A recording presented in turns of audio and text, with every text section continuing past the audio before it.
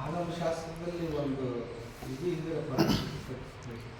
ಓಂ ಶನ್ನೋ ಮಿತ್ರಃ ಶಂ ವರುಣಃ ಶನ್ನೋ ಭವತ್ವರ್ಯಮಾ ಶನ್ನ ಇಂದ್ರೋ ಬೃಹಸ್ಪತಿಃ ಶನ್ನೋ ವಿಷ್ಣುರುರುಕ್ರಮಃ ನಮೋ ಬ್ರಹ್ಮಣೇ ನಮಸ್ತೆ ವಾಯೋ ತ್ವಮೇವ ಪ್ರತ್ಯಕ್ಷಂ ಬ್ರಹ್ಮಾಸಿ ತ್ವಾಮೇವ ಪ್ರತ್ಯಕ್ಷಂ ಬ್ರಹ್ಮ ವದಿಷ್ಯಾಮಿ ಋತಂ ವದಿಷ್ಯಾಮಿ ಸತ್ಯಂ ವದಿಷ್ಯಾಮಿ ತನ್ಮಾಮವತು ತದ್ವಕ್ತಾರಮವತು ಅವತು ಮಾಂ ಅವತು ವಕ್ತಾರಂ. ಓಂ ಶಾಂತಿ ಶಾಂತಿ ಶಾಂತಿ. ಓಂ ಸಹನಾ ಭವತು ಸಹನೋ ಭುನಕ್ತು ಸಹ ವೀರ್ಯಂ ಕರವಾವಹೈ ತೇಜಸ್ವಿನಾವಧೀತಮಸ್ತುಮಾವಿದ್ವಿಷಾವಹೈ.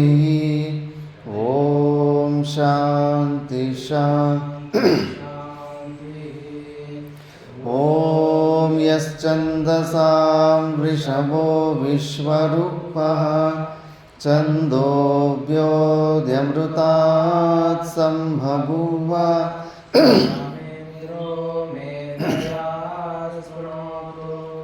ಅಮೃತಸ್ಯ ದೇವಧಾರಣೋ ಭೂಯಾಸಂ ಶರೀರಂ ಮೇ ವಿಚರ್ಷಣಂ ಜಿಹ್ವಾ ಮೇ ಮಧುಮತ್ತಮಾ ಭೂರಿವಿಶ್ರುವಂ ಬ್ರಹ್ಮಣಃ ಕೋಶೋऽसि ಮೇಧಯಾ ಪಿಹಿತಃ ಶ್ರುತಂ ಮೇ ಗೋಪಾಯ. ಓಂ ಶಾಂತಿ ಶಾಂತಿ ಶಾಂತಿ. ಓಂ ವೃಕ್ಷಸ್ಯ ರೇರಿವ ಕೀರ್ತಿಪೃಷ್ಟಂ ಗಿರೇರಿವ ಊರ್ಧ್ವಪವಿತ್ರೋ ವಾಜಿನೀವ ಸ್ವಮೃತಮಸ್ಮಿ ದ್ರವಿಣಗುಂ ಸವರ್ಚಸಂ ಸುಮೇಧಾ ಅಮೃತೋಕ್ಷಿತಃ ಇತಿ ತ್ರಿಶಂಕೋರ್ವೇದಾನುವಚನಂ. ಓಂ ಶಾಂತಿ ಶಾಂತಿ ಶಾಂತಿ. ಪೂರ್ಣಮದಃ ಪೂರ್ಣಮಿದಂ ಪೂರ್ಣಾತ್ ಪೂರ್ಣಮುದಚ್ಯತೆ ಪೂರ್ಣಸ್ಯ ಪೂರ್ಣಮಾದಾಯ ಪೂರ್ಣಮೇವಾವಶಿಷ್ಯತೆ. ಓಂ ಶಾಂತಿ ಶಾಂತಿ ಶಾಂತಿ.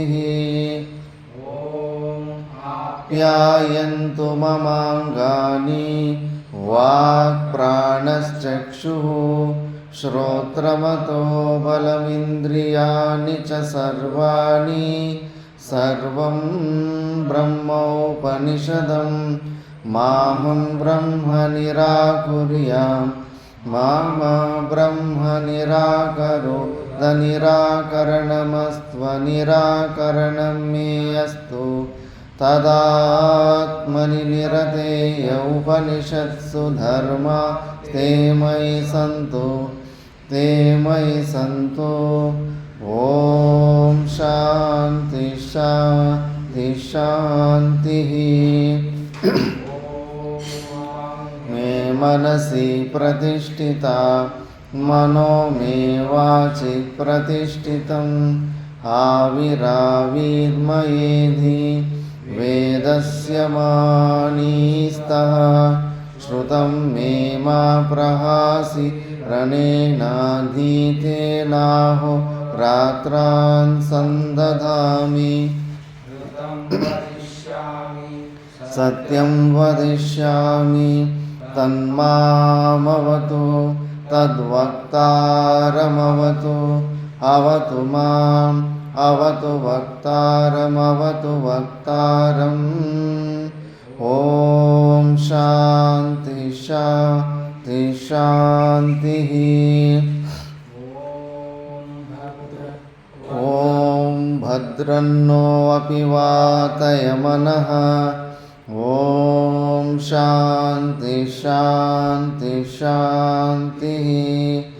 ॐ भद्रं कर्णेभिः शृणुयाम देवाः भद्रं पश्येमाक्षभिर्यजत्राः स्थिरैरङ्गैः स्तुष्ट्वागुंसस्तनूभिः व्यशेम देवहितं यदायुः स्वस्ति न इन्द्रो वृद्धश्रवाः स्वस्ति न पूषा विश्ववेदाः स्वस्ति नस्तार्क्ष्यो वरिष्ठनेमिः स्वस्ति नो बृहस्पतिर्ददातु। ॐ शान्ति शान्ति शान्तिः।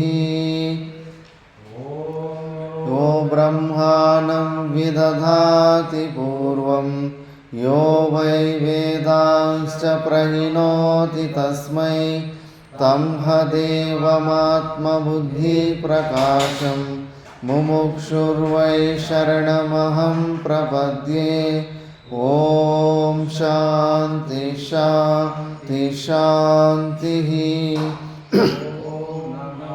ब्रह्मादिभ्यो ब्रह्मविद्या सम्प्रदायकर्तृभ्यो वंशर्षिभ्यो महद्भ्यो नमो गुरुभ्यः।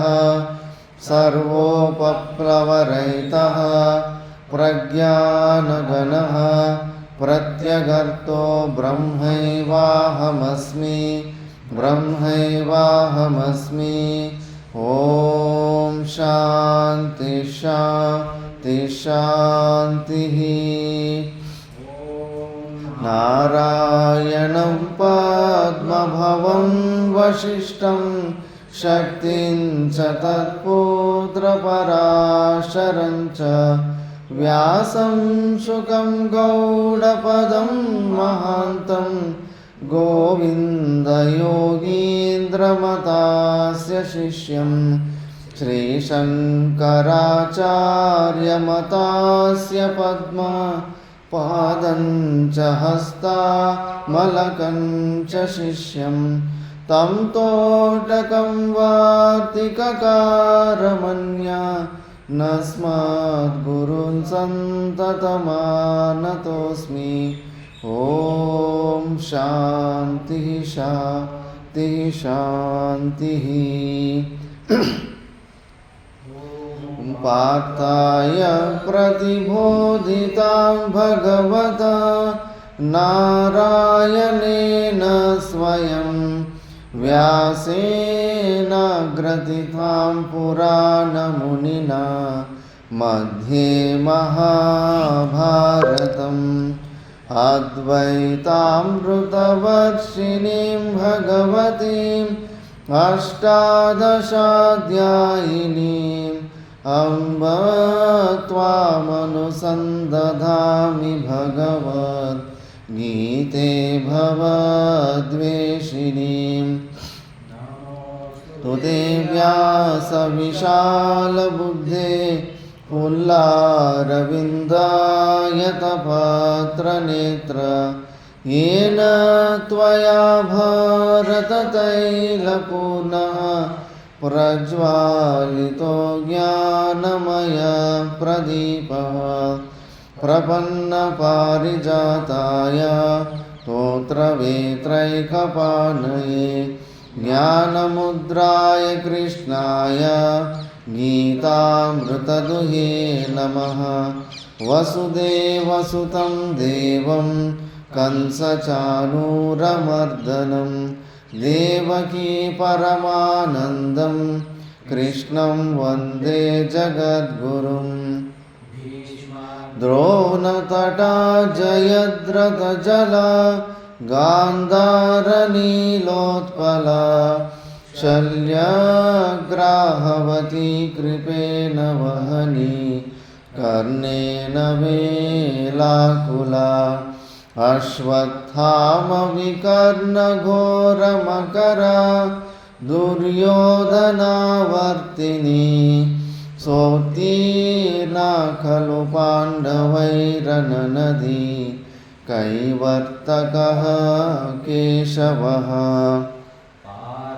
शर्यवचः सरोजममलं गीतार्थगन्धोत्कटं नानाख्यानककेसरं हरिकथा सम्बोधनाबोधितं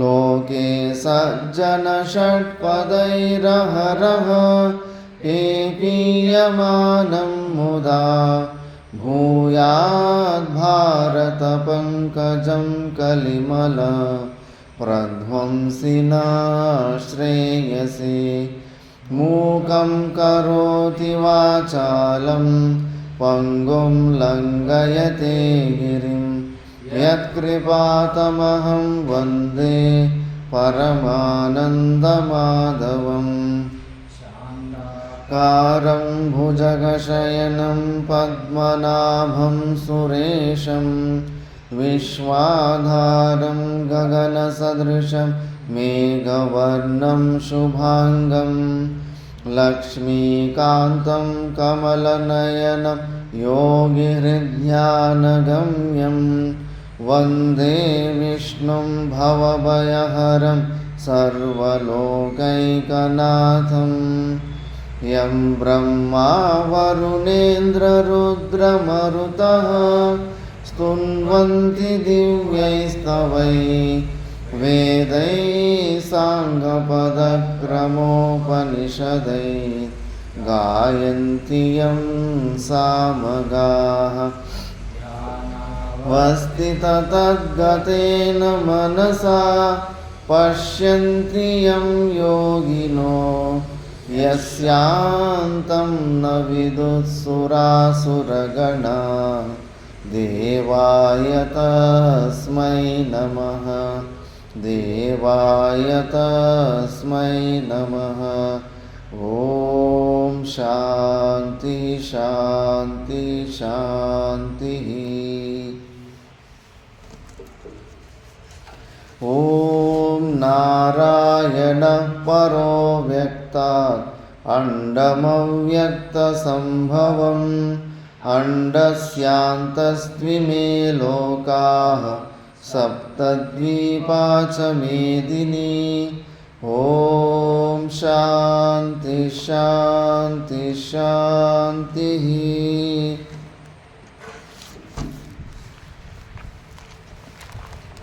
ನಾವು ಭಗವದ್ಗೀತೆಯ 2ನೇಯ ಅಧ್ಯಾಯ ಸಾಂಖ್ಯಯೋಗದ ಬಗ್ಗೆ ವಿಚಾರ ಮಾಡ್ತಿದ್ವಿ.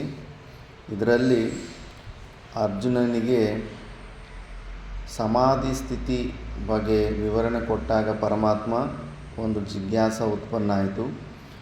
ಆ ಸಮಾಧಿ ಸ್ಥಿತಿಯಲ್ಲಿ ಸ್ಥಿತಪ್ರಜ್ಞನಾಗಿರೋ ಅಂಥವನು ಅವನ ವ್ಯವಹಾರ ಹೆಂಗಿರುತ್ತೆ, ಅವನು ಹೇಗೆ ಕೂತ್ಕೊತಾನೆ, ಹೇಗೆ ಮಾತಾಡ್ತಾನೆ, ಹೇಗೆ ವ್ಯವಹಾರ ಮಾಡೋದಕ್ಕೆ ಸಾಧ್ಯ ಅನ್ನೋ ಕುತೂಹಲತೆಯಿಂದ ಪ್ರಶ್ನೆ ಕೇಳ್ತಾನೆ.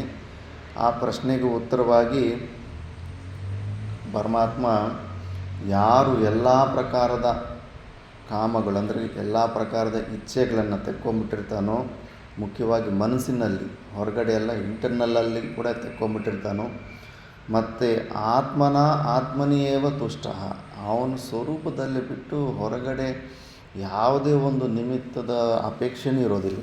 ಅಷ್ಟು ಸರ್ವ ಅಪೇಕ್ಷೆಗಳ ನಿರಪೇಕ್ಷದಿಂದ ಅವನ ಸ್ವರೂಪದಲ್ಲೇ ಯಾವಾಗಲೂ ಸಂತುಷ್ಟಿಯಾಗಿರ್ತಾನೆ.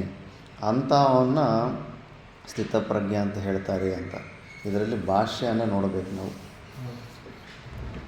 ಪ್ರಜಹಾತಿ ಪ್ರಕರ್ಷೇಣ ಜಹಾತಿ ಪರಿತ್ಯಜತಿ ಯದಾ ಯಸ್ಮಿನ್ ಕಾಲೇ ಸರ್ವಾನ್ ಸಮಸ್ತಾನ್ ಕಾಮಾನ್ ಇಚ್ಛಾಭೇದಾನ್ ಹೇ ಪಾರ್ಥ ಮನೋಗತಾನ್ ಮನಸಿ ಪ್ರವಿಷ್ಟಾನ್ ಹೃದಯ ಪ್ರವಿಷ್ಟಾನ್ ಸರ್ವಕಾಮ ಪರಿತ್ಯಾಗೆ ತುಷ್ಟಿಕಾರಣಾಭಾವಾತ್ ಶರೀರಧಾರಣ ನಿಮಿತ್ತ ಶೇಷೇ ಚ ಸತಿ ಉನ್ಮತ್ತ ಪ್ರಮತ್ತಸ್ಯ ಇವ प्रवृत्तस्यैव प्रवृत्तिः प्रवृत्तिः प्राप्त प्राप्त इत्यतः इत्यतः उच्यते उच्यते आत्मनि एव आत्मनि एव प्रत्यगात्मस्वरूपे एव प्रत्यगात्मस्वरूप एव आत्मना आत्मनः स्वेन एव स्वेन एव बाह्यलाभनिरपेक्षः बाह्यलाभनिरपेक्षः तुष्टः तुष्टः परमार्थदर्शन परमार्थदर्शन अमृतरसलाभेन अमृतरसलाभेन अन्यस्माद् अन्यस्मात् अलं प्रत्ययवान् अलं प्रत्ययवान् स्थितप्रज्ञः स्थितप्रज्ञः स्थिता स्थिता प्रतिष्ठिता प्रतिष्ठिता आत्मानात्मविवेकजा आत्मानात्मविवेकजा प्रज्ञा प्रज्ञा यस्य यस्य सा स्थितप्रज्ञः स स्थितप्रज्ञः विद्वान् विद्वान् तदा उच्यते तदा उच्यते त्यक्तपुत्र त्यक्तपुत्र वित्तलोकैषणः विद्यलोकेशनः सन्न्यासी सन्न्यासी आत्मारामः आत्मारामः आत्मक्रीडः आत्मक्रीडः स्थितप्रज्ञः स्थितप्रज्ञः इत्यर्थः इत्यर्थः प्रजाहाति प्रकर्षेण जहाति परित्यज्यति यदा यस्मिन् काले सर्वान् समस्तान् कामान् इच्छा वेदान् हे पार्थ मनोगतान् मनीषी प्रविष्टान् हृदि प्रविष्टान् सर्वकाम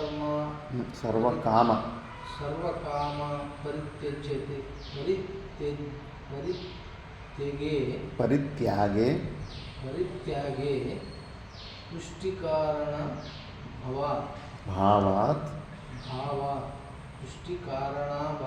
भावात् शरीरधारण निमित्त शेषे च सति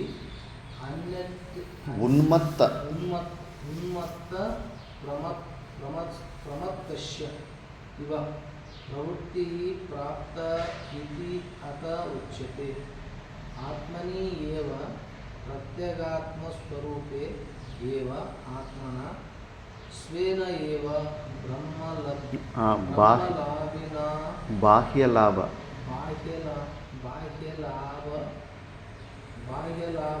निरपेक्षः तुष्टः परमार्थ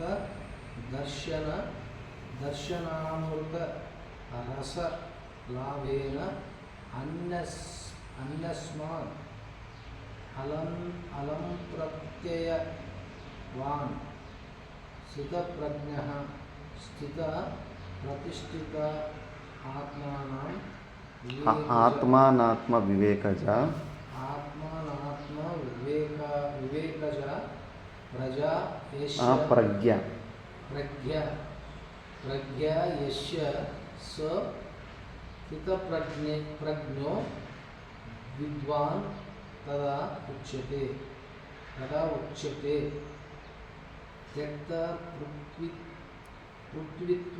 त्यक्तपुत्र वित्त लोकैषण त्यक्तपुत्रवित्त लोकेशनः सन्यासी आत्मरामः आत्मक्रीडः स्थितप्रज्ञा इत्यर्थः प्रजाहाति प्रकर्षेण जहाति परित्यज्यति यदा यस्मिन् काले सर्वान् समस्तान् कामान् इच्छाभेदान् हे पार्थ मनोगतान् मनसि प्रविष्टान् हृदि प्रविष्टान् सर्वकामपरित्यागे तुष्टिकारणभावात् शरीरधारणनिमित्तशेषे च सति उन्मत्तप्रमत्तस्य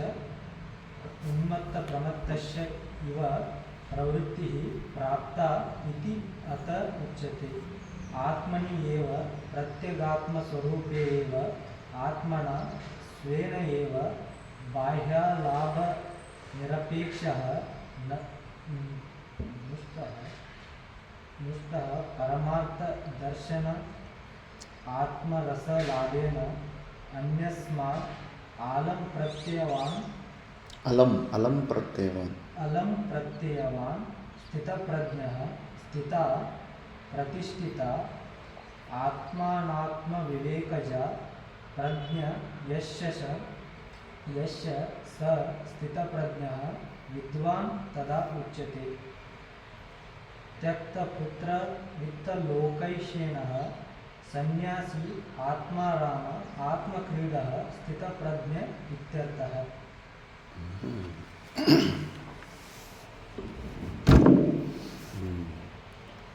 ಪ್ರಜಹಾತಿ ಶ್ಲೋಕದಲ್ಲಿ ಪ್ರಜಹಾತಿ ಅನ್ನೋ ಪದಕ್ಕೆ ಪ್ರಜಹಾತಿ ಅಂದರೆ ಪ್ರಕರ್ಷೇನ ಜಹಾತಿ, ತುಂಬ ಪ್ರಕೃಷ್ಟ ರೂಪದಲ್ಲಿ ತೆಕ್ಕೊಂಡ್ಬಿಡ್ತಾನೆ. ಏನು ಯಾವಾಗ? ಯದಾ ಯಸ್ಮಿನ್ ಕಾಲೇ ಸರ್ವಾನ್ ಸಮಸ್ತ ಕಾಮಾನ್ ಇಚ್ಛಾಭೇದಾನ್, ಎಲ್ಲ ಏನು ಕೋರಿಕೆಗಳಿರ್ತಾವೋ ಎಲ್ಲ ಪ್ರಕಾರದಲ್ಲಿ ಒಂದು ಸ್ಲೈಟೆಸ್ಟ್ ಕೂಡ ಇರಬಾರ್ದು. ಒಂದು ಸಣ್ಣ ಕೋರಿಕೆ ಇದ್ದರೂ ಕೂಡ ಅಹಂಕಾರ ಮತ್ತು ಪುಷ್ಟಿ ಆಗಿಬಿಡುತ್ತೆ. ಯಾವುದೇ ಪ್ರಕಾರವಾದಂಥ ಒಂದು ಸ್ಲೈಟೆಸ್ಟ್ ಇಚ್ಛೆ ಕೂಡ ಇರಬಾರ್ದು. ಇಚ್ಛೆ ಇತ್ತು, ಸಂಕಲ್ಪಗಳಿದೆ, ಅದು ಹಂಗಿದ್ರೆ ಚೆನ್ನಾಗಿತ್ತು, ಇದು ಹಿಂಗಿದ್ರೆ ಚೆನ್ನಾಗಿತ್ತು, ಅದು ಏನಾದರೂ ಬಂತಂದ್ರೆಗೇ ಅದು ಜೀವಭಾವ ಮತ್ತು ಪುಷ್ಟಿ ಆಗ್ಬಿಡ್ತಾ ಇರುತ್ತೆ. ಅಷ್ಟು ಕಂಪ್ಲೀಟಾಗಿ ತಗೊಂಬಿಟ್ಟಿರಬೇಕು. ಹೇ ಪಾರ್ಥ ಮನೋಗತಾನ್ ಮನಸಿ ಪ್ರವಿಷ್ಟಾನ್ ಹೃದಯ ಪ್ರವಿಷ್ಟಾನ್, ಮುಖ್ಯವಾಗಿ ಇನ್ನರ್, ಹೊರಗಡೆ ಎಷ್ಟು ಬಿಟ್ಟರೆ ಏನು, ಒಳಗಡೆ ರಸನ ಬಿಡಬೇಕು. ಹೊರಗಡೆ ವಸ್ತು ವಿಷಯಗಳಿಂದ ದೂರ ಇದ್ದರೂ ಕೂಡ ಒಳಗಡೆ ಅದರ ಮೇಲೆ ರಸ, ಅದರ ಮೇಲೆ ವ್ಯಾಲ್ಯೂ ಕಳ್ಕೊಳ್ಳಿಲ್ಲ ಅಂದರೆ ಮತ್ತೆ ಅಲ್ಲಿ ಆ ವಿಷಯಗಳಲ್ಲಿ ನಮ್ಮನ್ನು ಸಿಕ್ಕಾಕ್ಸ್ಕೊಳ್ತಾ ಇರುತ್ತೆ. ಒಳಗಡೆ ಚೆನ್ನಾಗಿ ವಿಚಾರ ಮಾಡ್ಕೋಬೇಕು. ಸರ್ವಕಾಮ ಪರಿತ್ಯಾಗೆ ತುಷ್ಟಿಕಾರಣ ಅಭಾವ, ಎಲ್ಲ ಇಚ್ಛೆಗಳನ್ನು ತೆಕ್ಕೊಂಡ್ಬಿಟ್ಟಿರೋದ್ರಿಂದ ಅವನಿಗೆ ಯಾವುದೇ ಪ್ರಕಾರದಲ್ಲಿ ಇನ್ನು ಹೊರಗಡೆ ಯಾವುದೇ ಪ್ರಯೋಜನ ಕಾಣಿಸೋದಿಲ್ಲ ತುಷ್ಟೀಕರಣಕ್ಕೆ. ಮತ್ತು ಮಿನಿಮಮ್ ಏನು, ಶರೀರ ಧಾರಣ ನಿಮಿತ್ತ ಶೇಷೇಚ, ಈ ಶರೀರ ಮೇಂಟೆನೆನ್ಸ್ ಬಗ್ಗೆ ಕೂಡ ಅವರು ಒಂದು ಚೂರು ಲೇಷ ಮಾತ್ರ ಕೂಡ ಅದರ ಬಗ್ಗೆ ಚಿಂತೆ ಇಟ್ಕೊಳ್ಳೋದಿಲ್ಲ. ಅದು ಬಂತು ಅಂದ್ರೆಗನ ಮುಗೀತು, ಇನ್ನೂ ಸಾಧನೆ ನಡೆದಿಲ್ಲ ಅಂದ್ಬಿಟ್ಟು ಯಾವುದೇ ಪ್ರಕಾರದ ಪ್ಲ್ಯಾನಿಂಗ್ ಇರೋದಿಲ್ಲ, ಇದಿರೋದಿಲ್ಲ. ಸಾಧು ಹೇಳ್ತಾರೆ ಯಾವ ಥರ ಅಂದರೆ, ಹಿಂಗೆ ಪೂರ್ವ ದಿಶೆ ನಡ್ಕೊಂಡು ಹೋಗ್ತಾ ಇದ್ದರೆ ಗಾಳಿ ಪಶ್ಚಿಮ ದಿಶೆಯಿಂದ ಬರ್ತಾಯಿದ್ರೆ ಈಗ ಅವನು ಕೂದಲು ಜಾಸ್ತಿ ಇರುತ್ತಲ್ಲ, ಸಾಧುಗೆ ಕಣ್ಣು ಮುಂದೆ ಬಂದ್ಬಿಟ್ಟು ಅಡ್ಡ ಬರ್ತಾಯಿರ್ತಂತೆ. ಅಡ್ಡ ಬರ್ತಾಯಿದ್ರೆ ಈಗ ಸ್ವಲ್ಪ ಹೊತ್ತು ಕೈಯಲ್ಲಿ ಪಕ್ಕಕ್ಕೆ ತೆಕ್ಕೊಳಕ್ಕೆ ಹೋಗ್ತಾ ಟ್ರೈ ಮಾಡ್ತಾನೆ. ಮತ್ತು ನೋಡಿದ್ರೆ ಇನ್ನೂ ಗಾಳಿ ಜಾಸ್ತಿ ಬರ್ತಾನೆ, ತಲೆ ಕೆಟ್ಟೋಗ್ಬಿಟ್ಟಿದ್ರೆ ಮತ್ತು ಪಶ್ಚಿಮ ದಿಶೆಗೆ ಜರ್ನಿ ರಿವರ್ಸ್ ಮಾಡಿಬಿಡ್ತಾನೆ. ಅಷ್ಟೇ. ಇಂಥ ಜಾಗದಲ್ಲಿ ಇರಬೇಕು, ಇದು ನನ್ನ ಪರ್ಮನೆಂಟ್ ಪ್ಲೇಸು, ಹಿಂಗೆ ಹೋಗಬೇಕು, ನಾನು ಈ ಕಡೆ ಸ್ಟಾರ್ಟ್ ಮಾಡಿದ ಜರ್ನಿ ಹಿಂಗೆ ಮುಂದೆ ಹೋಗಬೇಕು, ಹೆಂಗೂ ಇಲ್ಲ. ಅವನಿಷ್ಟ ಬಂದಂಗೆ ಅಷ್ಟೇ. ಏನು ಅವನಿಗೆ ಯಾವುದು ಸ್ವಂತ ಪ್ಲೇಸ್ ಅನ್ನೋದು ಒಂದು ಇರೋದಿಲ್ಲ. ಇವೆಲ್ಲ ಏನು ಆಶ್ರಮಗಳು ಕೂಡ ನಮಗೆ ಗೊತ್ತಿಲ್ಲದಂಗೆ ಇವು ನಮ್ಮ ಮನೆಗಳಾಗ್ಬಿಟ್ಟಿರ್ತಾವೆ. ಇದರ ಮೇಲೆ ಇರೋ ಮೋಹ, ಇಲ್ಲಿ ಪರ್ಮನೆಂಟಾಗಿ ಸೆಟ್ಲ್ ಆಗಬೇಕು ಅನ್ನೋ ಭಾವನೆಗಳು ದೊಡ್ಡವಾಗಿ ಅಹಂಕಾರನ ಚೆನ್ನಾಗಿ ಪುಷ್ಟಿ ಮಾಡ್ಕೊಂಡು ಇಟ್ಕೊಂಡಿರ್ತಾವೆ. ಗೊತ್ತಾಗೋದಿಲ್ಲ ಇದು ಏನಂದ್ರೆ ಶ್ರವಣ ಮನನ ನಿಧಿಧ್ಯಾಸಕ್ಕೆ ಇಷ್ಟಕ್ಕೆ ಮಾತ್ರ ಉಪಯೋಗಿಸ್ಕೊಂಡಿದೆಯಾ, ಪರವಾಗಿಲ್ಲ. ಅದಾದ ಮೇಲೆ ಒಂದು ದಿವಸ ಸಿಂಹ ಥರ ನೀನು ನುಗ್ಗಲಿಲ್ಲ, ಹೊರಗಡೆ ಹೋಗಲಿಲ್ಲ ಅಂದರೆ ನೀನು ಬಿಟ್ಟು ಈ ಜಾಗನ ಬಿಟ್ಟು ಹೋದ್ಮೇಲೆ ಗೊತ್ತಾಗುತ್ತೆ ಈ ಜಾಗದ ಮೇಲೆ ಎಷ್ಟು ಅಟ್ಯಾಚ್ಮೆಂಟ್ ಇದೆ ಅಂದ್ಬಿಟ್ಟು. ಮನೋರಾಜ್ಯಗಳು ಕೂಡ ಯಾವ್ಯಾವ ಆಶ್ರಮದಲ್ಲಿ ಹೆಚ್ಚು ಸಮಯ ನಿಂತಿದ್ದು ಆ ಆಶ್ರಮಕ್ಕೆ ಸಂಬಂಧಪಟ್ಟು ಆ ಜಾಗಕ್ಕೆ ಸಂಬಂಧಪಟ್ಟು ಮನೋರಾಜ್ಯಗಳು ನಡೀತಾ ಇರ್ತವೆ. ಮತ್ತು ಬಿಟ್ಬಿಟ್ಟು ಒಂದು 4-5 ವರ್ಷ ಗ್ಯಾಪ್ ಕೊಟ್ಬಿಡು, ಮತ್ತು ಆ ಪ್ಲೇಸ್ ನಿನಗೆ ನೆನಪು ಬರೋದಿಲ್ಲ. ಯಾವುದಾದ್ರೂ ಒಂದು ಜಾಗದಲ್ಲಿತ್ತು, ಆ ಜಾಗದಿಂದ ಹೊರಗಡೆ ಬಂದರೆ ಆ ಜಾಗನೇ ಮನೋರಾಜ್ಯದಲ್ಲಿ ಕೂಡ ಅಲ್ಲೇ ಎಲ್ಲ ಪ್ಲ್ಯಾನ್ಗಳು, ಪ್ರೀ ಪ್ಲ್ಯಾನ್ಗಳು, ಗೆಸ್ಸಿಂಗ್ಗಳು ಎಲ್ಲ ನಡೀತಾ ಇರ್ತವೆ.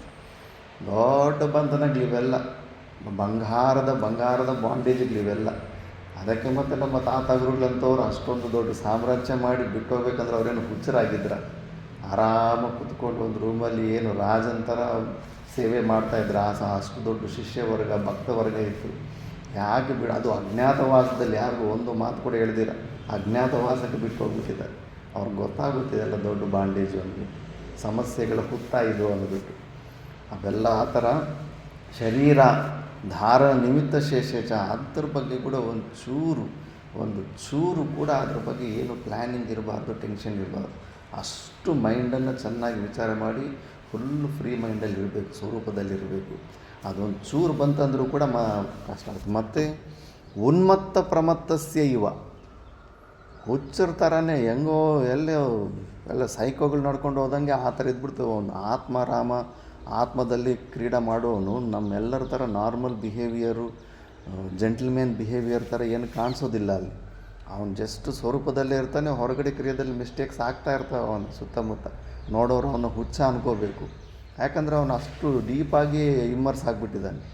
ಆ ಥರ ಉನ್ಮತ್ತ ಪ್ರಮತ್ತಃ ಯುವ, ಏನು ಯಾವುದೋ ದೊಡ್ಡ ನಶ ಕುಡ್ದಿರೋ ಒಂಥರ ಹೆಂಗಿರ್ತಾರೆ ಕುಡುಕರು, ಅವ್ರು ನಡೆಯೋ ಸ್ಟೈಲು, ಅವ್ರು ನೋಡೋ ದೃಷ್ಟಿ, ಅವ್ರ ಬಾಡಿ ಲ್ಯಾಂಗ್ವೇಜು ಎಲ್ಲವೂ ಯಾವುದು ಸಂಬಂಧನೇ ಇರೋದಿಲ್ಲ. ಆ ಥರ ಇರುತ್ತೆ. ಏವ ಪ್ರವೃತ್ತಿ ಪ್ರಾಪ್ತ ಇಟ್ಟಿದೆ ಅಂಥ ಸ್ಥಿತಿಯನ್ನು ಹೊಂದಿರೋಂಥವನು ಆತ್ಮನಿಯೇವ ಪ್ರತ್ಯಗಾತ್ಮ ಸ್ವರೂಪೇ ಏವ.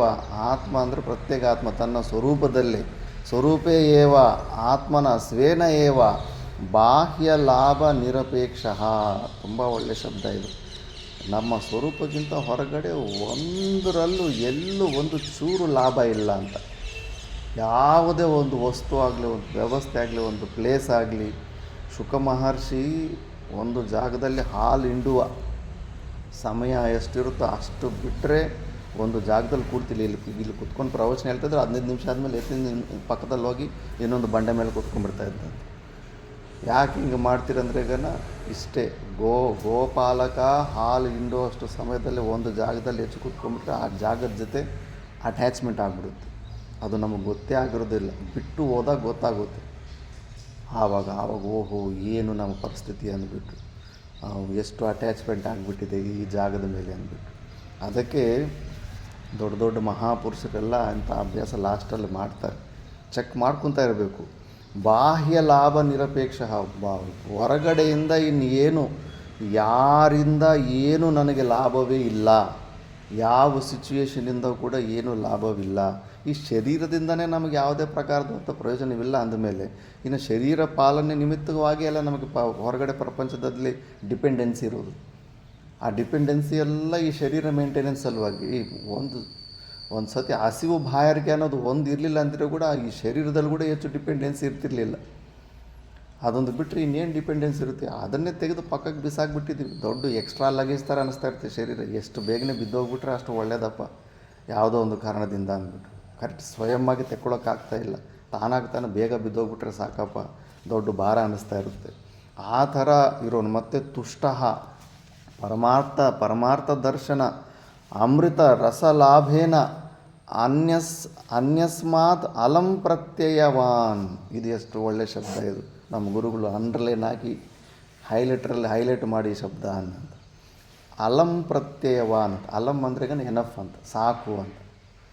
ಎಲ್ಲ ಪ್ರಕಾರದಲ್ಲಿ ವಿಚಾರದಲ್ಲೂ ಕೂಡ ಶ್ರವಣ ಯಾವ ಮಟ್ಟಕ್ಕೆ ಮಾಡಿರ್ಬೇಕಂದ್ರೆ ಇನ್ನೊಂದು ಸತಿ ಪುಸ್ತಕ ಮುಟ್ಟೋ ಅವಶ್ಯಕತೆ ಬರಬಾರ್ದು.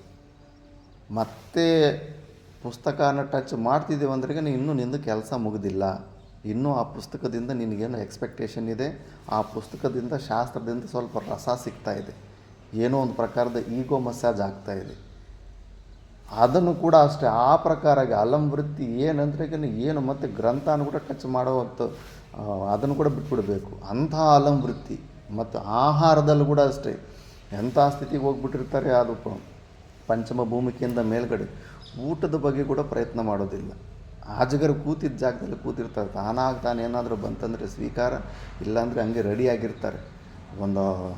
ಹೋದರೆ ಹೋಯ್ತು, ಒಂದು 10 ದಿವಸ ಊಟ ನೀರು ತಿನ್ನಲಿಲ್ಲ ಅಂದರೆ ತಾನಾಗ್ತಾನೆ ಈ ಶರೀರ ಬಿದ್ದೋಗ್ಬಿಡುತ್ತೆ ಅಂದ್ಬಿಟ್ಟು ಅಷ್ಟು ಎಲ್ಲ ಪ್ರಯತ್ನಗಳನ್ನು ಬಿಟ್ಟುಬಿಟ್ಟು ಆ ಪ್ರಕಾರ ರೆಡಿಯಾಗಿ ಕೂತಿರ್ತಾರೆ ಈ ಶರೀರ ವಿದೇಹ ಕೈವಲ್ಯಕ್ಕೆ ಸಲುವಾಗಿ. ಅವ್ರಿಗೆ ಇಷ್ಟನೇ ಇರೋದಿಲ್ಲ ಈ ಶರೀರನ ಮೇಂಟೈನ್ ಮಾಡೋದಕ್ಕೆ, ಒಂದು ಚೂರು ಇಷ್ಟ ಇರೋದಿಲ್ಲ. ಆದಷ್ಟು ಇದನ್ನು ಕಟ್ ಮಾಡ್ಕೊಳ್ಳೋ ಪರಿಸ್ಥಿತಿಯಲ್ಲಿ ಇರ್ತಾರೆ. ಏನು ಮಾಡಲ್ಲ, ಕಟ್ ಮಾಡ್ಕೊಳ್ಳೋ ಇಚ್ಛೆನೂ ಇರೋಲ್ಲ, ಇದನ್ನು ಪೋಷಣೆ ಮಾಡೋ ಇಚ್ಛೆನೂ ಇರೋದಿಲ್ಲ.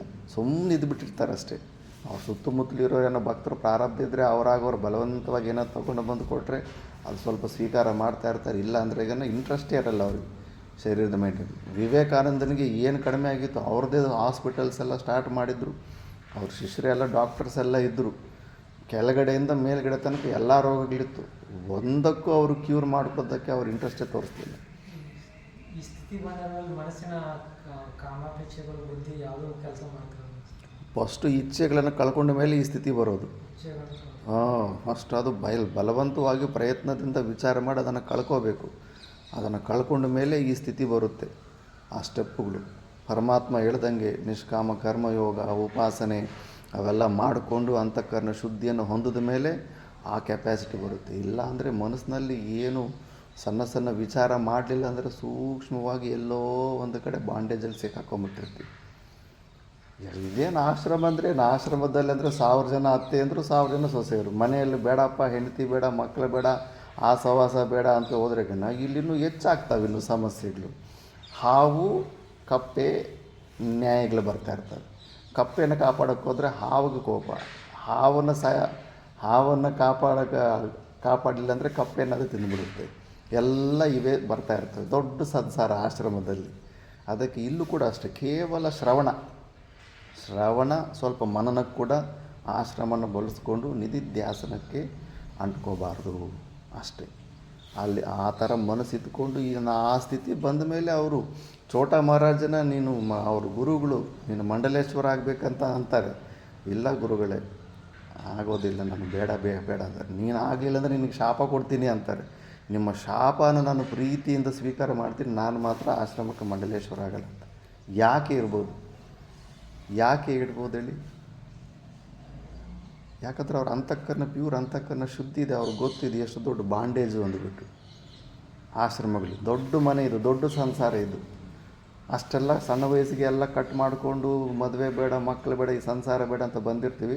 ಇಲ್ಲಿ ಬಂದು ಇನ್ನೆಲ್ಲ ಸಮಸ್ಯೆಗಳು ಮತ್ತೆ ಸ್ಟಾರ್ಟ್ ಆಗ್ತವೆ. ಅಷ್ಟೇ, ಕೇವಲ ಶ್ರವಣ ಮನನ ಈ 2 ಪ್ರಯೋಜನಗಳಿಗಿಟ್ಕೊಂಡು ಈ ಒಂದು ವ್ಯವಸ್ಥೆಯನ್ನು ಸ್ವಲ್ಪ ಆ ಸಮಯದಲ್ಲೂ ಭಯಂಕರವಾಗಿ ಬೀಳ್ತಾ ಇರ್ತವೆ. ಒದೆಗಳ ಮೇಲೆ ಒದೆಗಳು ಬೀಳ್ತಾ ಇರ್ತವೆ ಶ್ರವಣ ಸಮಯದಲ್ಲೂ ಕೂಡ.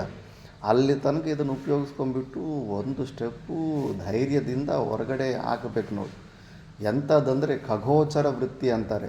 ಪಕ್ಷಿ ಆಕಾಶದಲ್ಲಿ ಹೋದರೆ ಯಾವ ಕಡೆ ಹೋಗಿದೆ ಅಂತ ಅದು ಪದದ ಚಿಹ್ನೆ ಕೂಡ ಸಿಗೋದಿಲ್ಲ, ಹೆಂಗೋಯ್ತು ಅಂತ. ಕೆಳಗಡೆ ಭೂಮಿಯಲ್ಲಿ ಹೋಗೋ ಪ್ರಾಣಿಗಳು ಹಸು ಹೋಗಿದ್ರು ಹಸುವಿನ ಹೆಜ್ಜೆಗಳು ಕಾಣಿಸ್ತವೆ. ಯಾವ ಪ್ರಾಣಿ ಯಾವ ಕಡೆ ಹೋದಂದ್ರೆ ಅದನ್ನು ಹೆಜ್ಜೆಯನ್ನು ನೋಡಿಕೊಂಡು ಅದನ್ನು ಕಂಡುಹಿಡಿಬೋದು ನಾವು. ಬಟ್ ಪಕ್ಷಿ ಯಾವ ಕಡೆ ಹೋಗಿದೆ, ಈ ರೂಟಲ್ಲಿ ಹೋಗಿದೆ, ಆ ರೂಟಲ್ಲಿ ಇದಿಲ್ಲ. ಸನ್ಯಾಸಿ ವೃತ್ತಿಗಳು ಹಂಗಿರಬೇಕು. ಯಾರು ಮುಖ್ಯವಾಗಿ ನಮಗೆ ಪರಿಚಯ ಇರೋರು ಒಬ್ಬರು ಕೂಡ ಇಲ್ಲದೇ ಇರೋ ಅಂಥ ಸ್ಥಳದಲ್ಲಿ ಹೊಟ್ಟೋಗ್ಬಿಡ್ಬೇಕು ಸನ್ಯಾಸಿ. ಮತ್ತು ನಾವು ಬದುಕಿದ್ದೀವೋ ಸತ್ತಿದ್ದೀವೋ ನಮ್ಮವ್ರಂತ ಯಾರು ಅಂದ್ಕೊಂಡಿರ್ತಾರೋ ಅವ್ರಿಗೆ ನಾವು ಏನಾಗಿದೆ ಅನ್ನೋ ವಿಷಯ ಗೊತ್ತಾಗೋದು, ಅವರು ಏನಾಗಿದ್ದಾರೆ ಅನ್ನೋ ವಿಷಯ ನಮಗೆ ಗೊತ್ತಾಗಬಾರ್ದು. ಆ ಪ್ರಕಾರದಲ್ಲಿ ಡಿಸಿಷನ್ ತೊಗೊಂಡು ಮೊಬೈಲ್ಗಳು ಬಿಟ್ಟು, ಮೊಬೈಲ್ ಜೊತೆ ಇತ್ತಂದರೆ ಏನಿಲ್ಲ, ಸಂಸಾರ ಹಂಗೆ ಇರೋದು ಯಥಾವತ್ತಿರುತ್ತೆ. ಅಮೇರಿಕಾಗೆ ಹೋದ್ರೆ ಏನು ಮೊಬೈಲ್ ಇಟ್ಕೊಂಡು ಅದೇ ಸಂಬಂಧಿಕರು ಅವರೇ ಫೋನ್ಗಳು ಮಾಡ್ತಾ ಇರ್ತಾರೆ. ಅಲ್ಲಿನ ವಿಚಾರ ನಿನಗೆ ಸಿಗ್ತಾ ಇರುತ್ತೆ, ಇನ್ನು ವಿಚಾರ ಅವ್ರಿಗೆ ಸಿಗ್ತಾ ಇರುತ್ತೆ, ನಿನಗೆ ಗೊತ್ತಾಗೋದಿಲ್ಲ. ಒಂದು ಸತಿ ಮೊಬೈಲ್ ಬಿಟ್ಟು ಇನ್ನು ಜೀವನದಲ್ಲಿ ನಾನು ಇನ್ಯಾರಿಗೂ ಫೋನ್ ಮಾಡೋದಿಲ್ಲ, ಯಾರು ನನಗೆ ಫೋನ್ ಮಾಡಬೇಕು ಅವಶ್ಯಕತೆ ಇಲ್ಲ, ನಾನು ಏನಾಗ್ಬಿಡ್ತೀನೋ ಯಾರಿಗೂ ಗೊತ್ತೇ ಇಲ್ಲ. ಆ ಥರ ವೃತ್ತಿಯಲ್ಲಿ ಸ್ವಲ್ಪ ದಿವಸ ಪರಿವರ್ಜಕ ನೋಡಿ ಮನಸ್ಸಲ್ಲಿ ಎಲ್ಲೆಲ್ಲಿ ಮನಸ್ಸು ಯಾವುದೇ ಅದ್ರ ಬಗ್ಗೆ ಯೋಚನೆ ಮಾಡುತ್ತೆ, ಎಷ್ಟು ಚಿಂತನೆ ಬರುತ್ತೆ, ಎಷ್ಟು ಇನ್ಸೆಕ್ಯೂರ್ ಫೀಲಿಂಗ್ಸ್ ಇರುತ್ತೆ. ಕೆರಿಯರ್ ಸೆಟಲ್ಮೆಂಟ್ ಥರ ಎಲ್ಲಾದರೂ ಒಂದು ಜಾಗದಲ್ಲಪ್ಪ ಸೆಟ್ಲ್ ಆಗಿಬಿಡೋಣ ಅಂತ ಮನಸ್ಸು ಎಷ್ಟು ದೀನ ಸ್ಥಿತಿಗೆ ಬಂದುಬಿಡುತ್ತೆ. ನಾವೆಲ್ಲ ಅಬ್ಸರ್ವ್ ಮಾಡಿ ನೋಡಿದ್ದೀವಿ. ಅದು ಒಬ್ಬೊಬ್ಬ ಏನೋ ಎಲ್ಲ ವೈರಾಗಿ ಇದೆ ಅಂದ್ಕೊಂಡಿದ್ವಿ. ಈ ಮನಸ್ಸು ಎಷ್ಟು ಹೆದರಿಕೆ ಆಗುತ್ತೆ ಇದಕ್ಕೆ. ವಯಸ್ಸಾಗ್ತಾಯಿದೆ, ಮತ್ತು ಯಾವುದೋ ಒಂದು ಆಶ್ರಮದಲ್ಲಪ್ಪ ಅಡ್ಜಸ್ಟ್ ಆಗಿಬಿಟ್ಟು ಅಲ್ಲೇ ಸೆಟ್ ಇರಬೇಕು, ಮತ್ತು ವಯಸ್ಸಾದ್ಮೇಲೆ ನಮ್ಮನ್ನು ಯಾರು ನೋಡ್ಕೊತಾರೆ, ಇವೆಲ್ಲ ವೃತ್ತಿಗಳು ಮನಸ್ಸಲ್ಲಿ ಬರ್ತಾ ಇರ್ತವೆ. ಹಾಂ,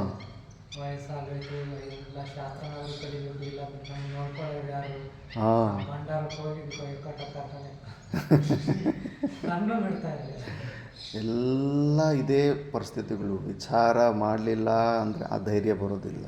ನಮ್ಮ ತಾತ ಗುರುಗಳಿದೆ ಒಳ್ಳೆ ಇನ್ಸ್ಪಿರೇಷನ್. ಏನದು ಅಜ್ಞಾತ ವಾಸ. ಅಷ್ಟೊಂದು ದೊಡ್ಡ ಭಕ್ತರ ಬೃಂದ ಇದ್ದುಕೊಂಡು ಕೂಡ ಹೆಂಗೆ 79 ಇಯರ್ಸ್ ಏಜಲ್ಲಿ, ಆ ಏಜಲ್ಲಿ ಹಂಗೆ ನಡ್ಕೊಂಡು ಹೋಗಿದ್ದಾರೆ ಸಿಂಹ ಥರ. ಅಂದರೆ ಏನು ಜ್ಞಾನದ ಬಲ, ಜ್ಞಾನ ನಿಶ್ಚಯದ ಬಲ ಈ ಶರೀರದ ನಿರ್ವಹಣೆಗೆ ಯಾವುದು ಇನ್ನು ಬೇಡ. ಏನಕ್ಕೆ ಇರಬೇಕು ಹೇಳು? ಏನು ಪ್ರಯೋಜನ ಇದೆ ಶರೀರದಲ್ಲಿ? ಇನ್ನೊಂದು 50 ವರ್ಷ ಇದ್ದರೆ ಏನು, 100 ವರ್ಷ ಇದ್ದರೆ ಏನು? ಏನಾದರೂ ಪ್ರಯೋಜನ ಇದೆಯಾ? ನಮ್ಮ ವಸ್ತು ನಮ್ಮ ಸ್ವರೂಪನ ತಿಳ್ಕೊಂಡಿದ್ದ ಮೇಲೆ ಈ ಶರೀರದಿಂದ ನಮಗೆ ಇನ್ನೇನಾದರೂ ಪ್ರಯೋಜನ ಇದೆಯಾ?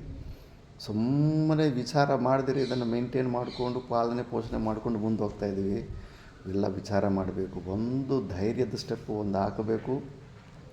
ಮಾತಾ ಮಾಣಿಕೇಶ್ವರ ಅಂತ ಶರೀರ ಉಂಟೆ ಉಂಟುಂದಿ ಪೋತೆ ಪೋತುಂದಿ, ಇದ್ದರೆ ಇತ್ತು ಇಲ್ಲಾಂದ್ರೆ ಹೋಯ್ತು. ಮೃತ್ಯು ಒಂದೇ ತಾನೇ, ಶರೀರ ವಿಯೋಗ ತಾನೇ. ಅದು ನೀನು ಎಲ್ಲಿ ಎ ಸಿ ರೂಮಲ್ಲಿದ್ರೂ ತಪ್ಪಿದ್ದಲ್ಲ, ಹೊರಗಡೆ ಕಾಡಲ್ಲಿ ಬಿದ್ದು ಎಲ್ಲಾದರೂ ಹೋದ್ರೂ ಅಲ್ಲೂ ಬಿದ್ದರೂ ಏನೂ ತಪ್ಪಿಲ್ಲ. ಅಲ್ಲೂ ಕೂಡ ಅಷ್ಟೇ ಸ್ವಲ್ಪ ಕ್ಲೇಶ, ಪ್ರಾಣ ಶರೀರ ವಿಯೋಗ ಆದಾಗ ಸ್ವಲ್ಪ ಕ್ಲೇಶ ಬಂದೇ ಬರುತ್ತೆ. ಎ ಸಿ ರೂಮಲ್ಲಿದ್ದರೂ ಆ ಕ್ಲೇಶ ಬಂದೇ ಬರುತ್ತೆ. ಅಟ್ಲೀಸ್ಟ್ ನಮ್ಮ ಸಾಧನೆ, ಧೈರ್ಯ, ಶರೀರದ ಮೇಲೆ ಇರೋ ಮೋಹ ಆದರೂ ಕಳ್ಕೊತೀವಿ ನಾವು. ಧೈರ್ಯದಿಂದ ಮುಂಚೆನೇ ಬಿಟ್ಟಿದ್ದೀವಿ ಅಂದರೆ ಅದು ಆ ಒಂದು ದೀನ ಸ್ಥಿತಿಯಲ್ಲೆಲ್ಲ ಸಿಕ್ಕಾಕೊಂಡ್ಬಿಟ್ರೆ ಈಗ ಮತ್ತೆ ಸಾಧನೆ ಆಗೋದಿಲ್ಲ ಸ್ವರೂಪದಲ್ಲಿ. ಈ ಶರೀರದ ಜೊತೆ ಇರೋ ಬಾಂಡೇಜ್ ನಮ್ಮದು ಅಂಥ ಇಂಥದ್ದಲ್ಲ, ಪ್ರಾಕ್ಟಿಕಲಾಗಿ ಚೆಕ್ ಮಾಡ್ಕೊತಾ ಇರಬೇಕು. ಮತ್ತು ಅಲಂ ಪ್ರತ್ಯಯವಾನ್ ಇದು ಬರಬೇಕು ನೋಡಿ. ಅಲಂ ಅಂತ, ಎನಫ್ ಈಸ್ ಎನಫ್, ಇನ್ನು ಸಾಕಪ್ಪ ಅಂದ್ಬಿಟ್ಟು. ನಮ್ಮ ಗುರುಗಳು ದಕ್ಷಿಣ ಕೇಳಿಲ್ಲ ಅಂದಿದ್ರೆ ಇಷ್ಟೊತ್ತಿಗೆ ನಾನು ನರ್ಮದಾ ಪರಿಕ್ರಮೆ ಇರ್ತೇನೆ, ಏನೂ ಇರಲಿಲ್ಲ. ಒಂದು ಏನಂದರೆ ಬೃಹತ್ ಪ್ರಸ್ಥಾನತ್ರಯ ಅಂತ ಸುಮ್ಮನೆ ಅಲ್ಲಿ ಇಲ್ಲಿ ಅದನ್ನು ಓದಿರೋರು ಗ್ರೇಟು, ಸ್ಟ್ಯಾಂಡರ್ಡು, ಆಚಾರ್ಯರು, ಹಂಗೆ ಹಿಂಗೆ ಅಂತೆಲ್ಲ ಏನೇನೋ ಉಪ್ಪಿಸ್ಬಿಟ್ಟಿದ್ರು. ಅದು ಮುಂಚೆನೇ ಒಂದು ಸಂಕಲ್ಪ ಇತ್ತು. ಹೌದಾ ಅಂದ್ಬಿಟ್ಟು ಅದೊಂದು ಬಿಟ್ಟರೆ ಇನ್ನೊಂದು ಬೇರೆ ವೃತ್ತಿ ಇರಲಿಲ್ಲ ನಮ್ಮ ಮೈಂಡಲ್ಲಿ. ಆ ಸನ್ಯಾಸದ ದಿವಸನೇ ಎಷ್ಟು ಲೈಟ್ ವೇಟ್ ಅನಿಸ್ತಾ ಅಂತ, ಮುಗೀತಪ್ಪ ಇನ್ನು ಎಲ್ಲ ಕೆಲಸಗಳು ಮುಗೀತು, ಏನೂ ಇಲ್ಲ ಈ ಪ್ರಪಂಚದಲ್ಲಿ, ಇನ್ನು ಒಂದು ಪೆಂಡಿಂಗ್ ಫೈಲ್ ಇಲ್ಲ ನಂದು ಅಂತ ತುಂಬಾ ಲೈಟ್ ವೇಟ್ ಅನಿಸೋಯ್ತು. ಇನ್ನು ಆ ಥರ ಇದ್ದಿದ್ದು ಮತ್ತು ಒಂದು ಗುರು ದಕ್ಷಿಣ ರೂಪದಲ್ಲಿ ಈಗೊಂದು ಇಟ್ಕೊಂಡ್ಬಿಟ್ಟಿದೆ ಅಷ್ಟೆ. ಬಟ್ ನೋಡ್ಕೋಬೇಕು, ನಿಮಗೆ ಆ ಥರ ಏನು ಬಾಂಡೇಜ್ಗಳಿಲ್ಲ. ಸಾಧ್ಯವಾಯಿತು ಅಂದರೆ ಫುಲ್ ಸ್ಟಾಪ್ ಇಟ್ಕೋಬೇಕು. ಯಾಕಂದರೆ ಈಗ ಎಷ್ಟು ಮತ್ತು ಪಿಷ್ಟಪೇಶನೇ, ಗೋಧಿ ಹಿಟ್ಟನ್ನು ಮತ್ತೆ ಮಿಷಿನ್ಗೆ ಹಾಕಿ ಮತ್ತೆ ತೆಗೆದ್ರೆ ಮತ್ತೆ ಗೋಧಿ ಹಿಟ್ಟೇ ಬರೋದು, ಮತ್ತೆ ಇನ್ನೊಂದು ಸತಿ ತೆಗೆದು ಮತ್ತೆ ಮಿಷಿನ್ಗೆ ಹಾಕಿದ್ರೆ ಮತ್ತೆ ಗೋಧಿ ಹಿಟ್ಟೇ ಬರೋದು. ಎಷ್ಟು ಅಂತ ವಿಚಾರ ಮಾಡ್ತೀಯ? ಪ್ರಾಕ್ಟಿಕಲಾಗಿ ಚೆಕ್ ಮಾಡ್ಕೊಳ್ಳಿಲ್ಲ ಅಂದರೆ ಕೇಳಿದ್ದನ್ನೇ ಕೇಳಿದ ಇನ್ನೂ ಬೋರ್ ಹೊಡಿಯೋ ಪ್ರಸಕ್ತಿ ಕೂಡ ಬಂದ್ಬಿಡುತ್ತೆ ಮತ್ತೆ ಇದರಲ್ಲಿ. ಈ ಥರ ಈ ಶಬ್ದನ ಅಂಡರ್ಲೈನ್ ಮಾಡ್ಕೊಳ್ಳಿ, ಅಲಂ ಪ್ರತ್ಯಯವಾನ್ ಅಂತ. ಅದು ಬರಬೇಕು ನೋಡಿ. ಎನಫ್ ಈಸ್ ಎನಫ್ ಅಂತ. ಪರಮಾರ್ಥ ದರ್ಶನ ಅಮೃತ ರಸಲಾಭೇನ ಅನ್ಯಸ್ಮಾತ್ ಅಲಂ ಪ್ರತ್ಯಯವಾನ್ ಸ್ಥಿತಪ್ರಜ್ಞ. ಅಲಂ ಪ್ರತ್ಯಯವಾನ್ ಅಂತ. ಸ್ಥಿತ ಪ್ರತಿಷ್ಠಾ ಆತ್ಮನಿ ಆತ್ಮಾನಾತ್ಮ ವಿವೇಕಜ ಪ್ರಜ್ಞಾ ಯಸ್ಯ ಸಾ ಸ್ಥಿತಪ್ರಜ್ಞ. ಈ ಅಲಂ ಪ್ರತ್ಯಯ ಬಂದು ಯಾರಿಗೆ ಆತ್ಮ ಅನಾತ್ಮದ ವಿವೇಕದಿಂದ ಉತ್ಪನ್ನವಾದಂಥ ಏನು ಪ್ರಜ್ಞಾ ಇರುತ್ತೆ, ಪ್ರಕೃಷ್ಟ ರೂಪೇಣ ಪ್ರಜ್ಞಾ ಜ್ಞಾನ, ಅಂಥವನ್ನು ಸ್ಥಿತಪ್ರಜ್ಞಾ ಅಂತಾರೆ. ಅವನನ್ನೇ ವಿದ್ವಾನ್ ತದಾ ಉಚ್ಯತೆ, ಅಂಥವನ್ನ ನಮ್ಮ ಶಾಸ್ತ್ರದಲ್ಲಿ ವಿದ್ವಾನ್ ಅಂತಾರೆ. ಮತ್ತು ಅವನೇನು ತ್ಯಕ್ತ ಪುತ್ರ ವಿತ್ತ ಲೋಕೈಶನಃ, ಪುತ್ರೇಶನ ಇಲ್ಲ, ವಿತ್ತೇಶನ ಇಲ್ಲ, ಲೋಕೇಶನ ಇಲ್ಲ. 3 ಪ್ರಕಾರದಲ್ಲಿ ಇನ್ನು ಎಲ್ಲ ಬಿಟ್ಟು ಬಂದಿದ್ದು ಸನ್ಯಾಸ ಅಂದ್ರೇಗನ ಪುತ್ರೇಶನನ್ನೆಲ್ಲ ಬಿಟ್ಟು ಬಂದಿದ್ದಕ್ಕೆ ಈ ಕಡೆ ಬರೋದಕ್ಕಾಗುತ್ತೆ. ವಿತ್ತೇಶನ ಇಲ್ಲ, ಇನ್ನೇನೋ ಸಂಪಾದನೆ ಮಾಡ್ಕೋಬೇಕು, ಸೆಕ್ಯೂರಿಟಿ ಇಟ್ಕೋಬೇಕು, ಅಕೌಂಟ್ ಇಟ್ಕೋಬೇಕು, ಅಕೌಂಟಲ್ಲಿ ಸ್ವಲ್ಪ ರೊಕ್ಕ ಇಟ್ಕೋಬೇಕು. ಇಲ್ಲ, ರಮಣ ಮಹರ್ಷಿಯವರು ಈ ಸೇಫ್ಟಿ ವೇದಾಂತ ಯಾವತ್ತಿಗೂ ಕೆಲಸ ಬರಲ್ಲ, ಚಾನ್ಸೇ ಇಲ್ಲ. ಅದಿತ್ತು ಯಾಕೆ ದೊಡ್ಡ ದೊಡ್ಡ ರಾಜರಿಗೆಲ್ಲ ಸನ್ಯಾಸ ತಗೊಂಡು ಹೊರಗಡೆ ಬಂದು ಅವ್ರಿಗೇನು ರೊಕ್ಕ ಕಡಿಮೆ ಆಯ್ತಾ? ಈ ಥರ ಆಶ್ರಮಗಳು ಎಷ್ಟು ಕಟ್ಬೋದಾಗಿತ್ತು? ಬುದ್ಧ ಭಗವಾನ್ ಸಾಕ್ಷಾತ್ ರಾಜ ಆಗಿರ್ತಾನೆ, ಯಾಕೆ ಬಿಟ್ಟು ಬರ್ತಾನೆ? ಬಿಟ್ಟು ಬರೋ ಪ್ರಾಸೆಸ್ಸಲ್ಲೇ ನೀನು ಈಗೋನ ಡೈಲ್ಯೂಟ್ ಮಾಡೋಕ್ಕಾಗುತ್ತೆ. ಒಂದು ಚೂರು ಕೂಡ ನೀನು ರಕ್ಷಣೆ ಸಲುವಾಗಿ ಏನಾದರೂ ಪ್ರಯತ್ನಗಳು ಮಾಡ್ಕೊತಾ ಇದೆಯಾ ಅಂದ್ರೇಗನ ಭವಿಷ್ಯತ್ವಾಗಿ ಮುಗೀತು, ದಿ ಎಂಡ್. ಬರೀ ಮಿಥ್ಯಾಜ್ಞಾನ, ಮಿಥ್ಯಾಚಾರ ಉಚ್ಯತೆ ಅಂದ್ಬಿಟ್ಟು ಸುಮ್ಮನೆ ನಿನ್ನ ಹತ್ರ ಇನ್ಫಾರ್ಮೇಷನ್ ಇದೆ, ಫ್ಯೂಚರ್ ಬಗ್ಗೆ ತುಂಬ ಹೆದರ್ತಾ ಇದೆಯಾ ನೀನು, ರಕ್ಷಣಾರ್ಥ ಸಲುವಾಗಿ ಇಷ್ಟೊಂದೆಲ್ಲ ನೀನು ಮಾಡ್ಕೊತಾ ಇದೆಯಾ? ವಿಪರೀತವಾದ ಮೋಹ ಇದೆ ಶರೀರದ ಮೇಲೆ, ಈ ಶರೀರದ ತಾದಾತ್ಮ್ಯದ ಬಗ್ಗೆ, ಶರೀರದ ವಿಯೋಗದ ಬಗ್ಗೆ ತುಂಬ ಮೋಹ ಇದೆ.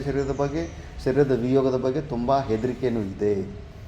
ಮತ್ತು 6ನೇ ವಿಕಾರ ವೃದ್ಧಾವಸ್ಥೆ ವಿಕಾರದಲ್ಲಿ ಅನೇಕ ಪ್ರಕಾರದ ಇನ್ಸೆಕ್ಯೂರ್ ಫೀಲಿಂಗ್ಸು ಕೂಡ ಇದ್ದಾವೆ. ಇವೆಲ್ಲ ವಿಚಾರ ಮಾಡ್ಕೋಬೇಕು. ಲೋಕೈಶನ, ಲೋಕಕ್ಕೆ ಅನುಕೂಲವಾಗಿ ಲೋಕ ಏನು ಅಂದ್ಕೊಂಡ್ಬಿಡ್ತಾರೋ, ಅವ್ರೇನು ಅಂದ್ಕೊಂಡ್ಬಿಡ್ತಾರೋ, ಅಲ್ಲೆಲ್ಲ ಬೀದಿಯಲ್ಲಿ ಕೂತ್ಕೊಂಡು ಭಿಕ್ಷೆ ಮಾಡಿಕೊಂಡು ಹುಚ್ಚಿನ ಥರ ಇದ್ರೆಗನ ಎಲ್ಲ ನೋಡಿ ತುಂಬ ಗಲೀಜುನು ಹಂಗೆ ಹಿಂಗೆ ಅನ್ಕೊತಾರೇನೋ ಅಂತ ಲೋಕದ ಹೆದರಿಕೆಯಾಗಿ ಸುಮಾರು ಸತಿ ಏನೇನೆಲ್ಲ ಶೌಚಾಧಿಕರ ಕರ್ಮಗಳು ಮಾಡೋಕ್ಕೆ ಹೋಗ್ತೀವಿ. ಅವಧೂತರಿಗೆ ಹಂಗಿರಲ್ಲ. ಭಾಡ್ಮೆ ಜಾಯ ಅಂತಾರೆ ಜಗತ್ತು, ಹಾಳಾಗೋಗಿ ಜಗತ್ತು. ಅವನು ಆತ್ಮನ ತನ್ನ ಸ್ವರೂಪದಲ್ಲಿ ತನ್ನ ಆನಂದವಿರ್ತಾನೆ, ಯಾರು ಏನಾದರೂ ಅಂದ್ಕೊಳ್ಳಿ.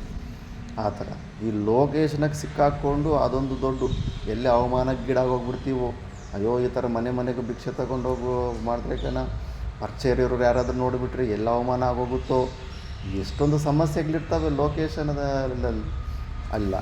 ಮತ್ತು ಕೀರ್ತಿ ಪ್ರತಿಷ್ಠೆಗಳು, ಪ್ರವಚನ ಅಲ್ಲಿ ಇಲ್ಲಿ ಹೋದಾಗ ಪಾದಪೂಜೆಗಳು, ಹೂವಿನ ಹಾರಗಳು ಎಲ್ಲ ನೋಡ್ತಾ ಇರ್ತೀವಿ. ಎಲ್ಲ ನನಗೆ ಹೆಂಗೆ ಅನ್ಸುತ್ತೆ, ಹಸುನ ದೇವಿ ಮುಂದೆ ಬಲಿ ಕೊಡೋಕೆ ಮುಂಚೆ ಪೂಜೆ ಮಾಡಿ ಹೂನಾರಾಗಿ ಕತ್ತರಿಸ್ತಾರಲ್ಲ, ನನಗೆ ಹಂಗೆ ಅದೇ ಫೀಲಿಂಗ್ ಬರುತ್ತೆ. ಎಲ್ಲಿ ಹೋದರೂ ಕೂಡ ಹೂನಾರ ಹಾಕಿ ವೆಲ್ಕಮ್ ಮಾಡ್ತಾಯಿದ್ರಾಗ ಹಬ್ಬ ಸೇಮ್ ಆ ಕುರಿಯನ್ನು ಹೂನಾರ ಹಾಕಿ ಬಲಿ ಕೊಡೋಕೆ ಮುಂಚೆ ಏನೆಲ್ಲ ಪ್ರಯತ್ನ ಮಾಡ್ತಾರೆ ಆ ಥರ ಪ್ರಯತ್ನ ಅನಿಸುತ್ತೆ.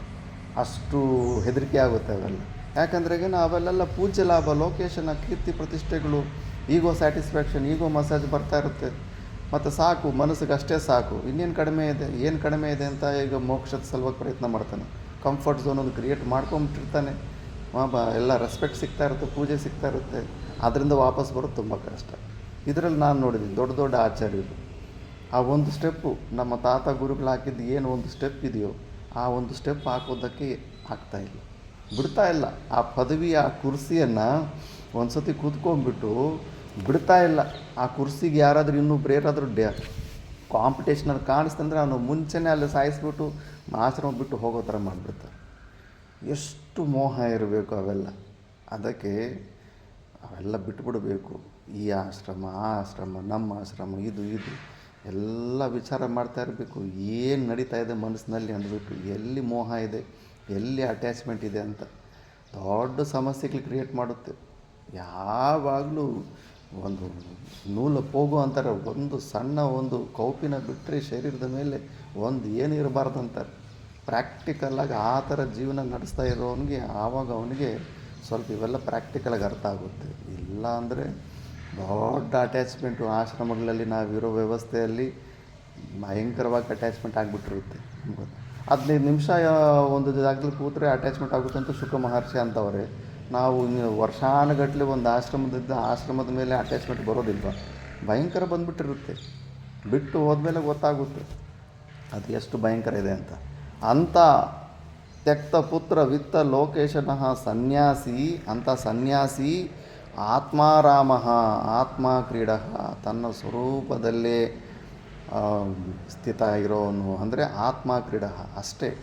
ತನ್ನ ಸ್ವರೂಪದ ಬಗ್ಗೆ ಸ್ವಲ್ಪ ಬುದ್ಧಿ ಏನು ಅವಿದ್ಯಾ ಲೇಷದಿಂದ ಆ್ಯಕ್ಟಿವ್ ಆಗಿರೋ ಬುದ್ಧಿಯನ್ನು ಎಲ್ಲವೂ ಪ್ರತಿ ಕ್ಷಣವೂ ತನ್ನ ಸ್ವರೂಪದ ಚಿಂತನೆಯಲ್ಲಿ ಇಟ್ಟುಬಿಟ್ಟು ಹೊರಗಡೆ ಬರೋದಕ್ಕೆ ಏನು ರಿಯಾಕ್ಷನ್ ಇಲ್ಲದ್ರೆ ರಿಯಾಕ್ಷನ್ಲೆಸ್ ಆಗಿ ಅವನು ಅದರಲ್ಲೇ ಸಂತುಷ್ಟಿಯಲ್ಲಿರ್ತಾನೆ. ಅಂಥವನ್ನು ಸ್ಥಿತಪ್ರಜ್ಞೆ ಇತ್ಯರ್ಥ, ಅಂಥವನ್ನು ಸ್ಥಿತಪ್ರಜ್ಞೆ ಅಂತಾರೆ. ಇನ್ನೂ ತುಂಬ ಚೆನ್ನಾಗಿ ಒಳ್ಳೆ ಡೀಟೇಲ್ಸ್ ಕೊಡ್ತಾನೆ ನೆಕ್ಸ್ಟ್ ಶ್ಲೋಕದಲ್ಲಿ. ಹೆಂಗೆ ಮತ್ತು ದುಃಖಗಳು ಬಂದಾಗ ಆವಾಗ ಹೆಂಗಿರುತ್ತೆ ಅವನದು ಬಿಹೇವಿಯರ್ ಅಂತ. ದುಃಖೇಶ್ವನುದ್ವಿಗ್ನ ಮನಃ ಸುಖೇಶು ವಿಗತ ಸ್ಪೃಹಃ ವೀತರಾಗ ಭಯ ಕ್ರೋಧಃ ಸ್ಥಿತಧೀರ್ಮುನಿರುಚ್ಯತೆ. ದುಃಖೇಶ್ವನುದ್ವಿಗ್ನ ಮನಃ ಸುಖೇಶು ವಿಗತ ಸ್ಪೃಹಃ ವೀತರಾಗ ಭಯ ಕ್ರೋಧಃ ಸ್ಥಿತಧೀರ್ಮುನಿರುಚ್ಯತೆ. ದುಃಖೇಶ್ವನುದ್ವಿಗ್ನ ಮನಃ ಸುಖೇಶು ವಿಗತ ಸ್ಪೃಹಃ ವೀತರಾಗ ಭಯ ಕ್ರೋಧಃ ಸ್ಥಿತಧೀರ್ಮುನಿರುಚ್ಯತೆ.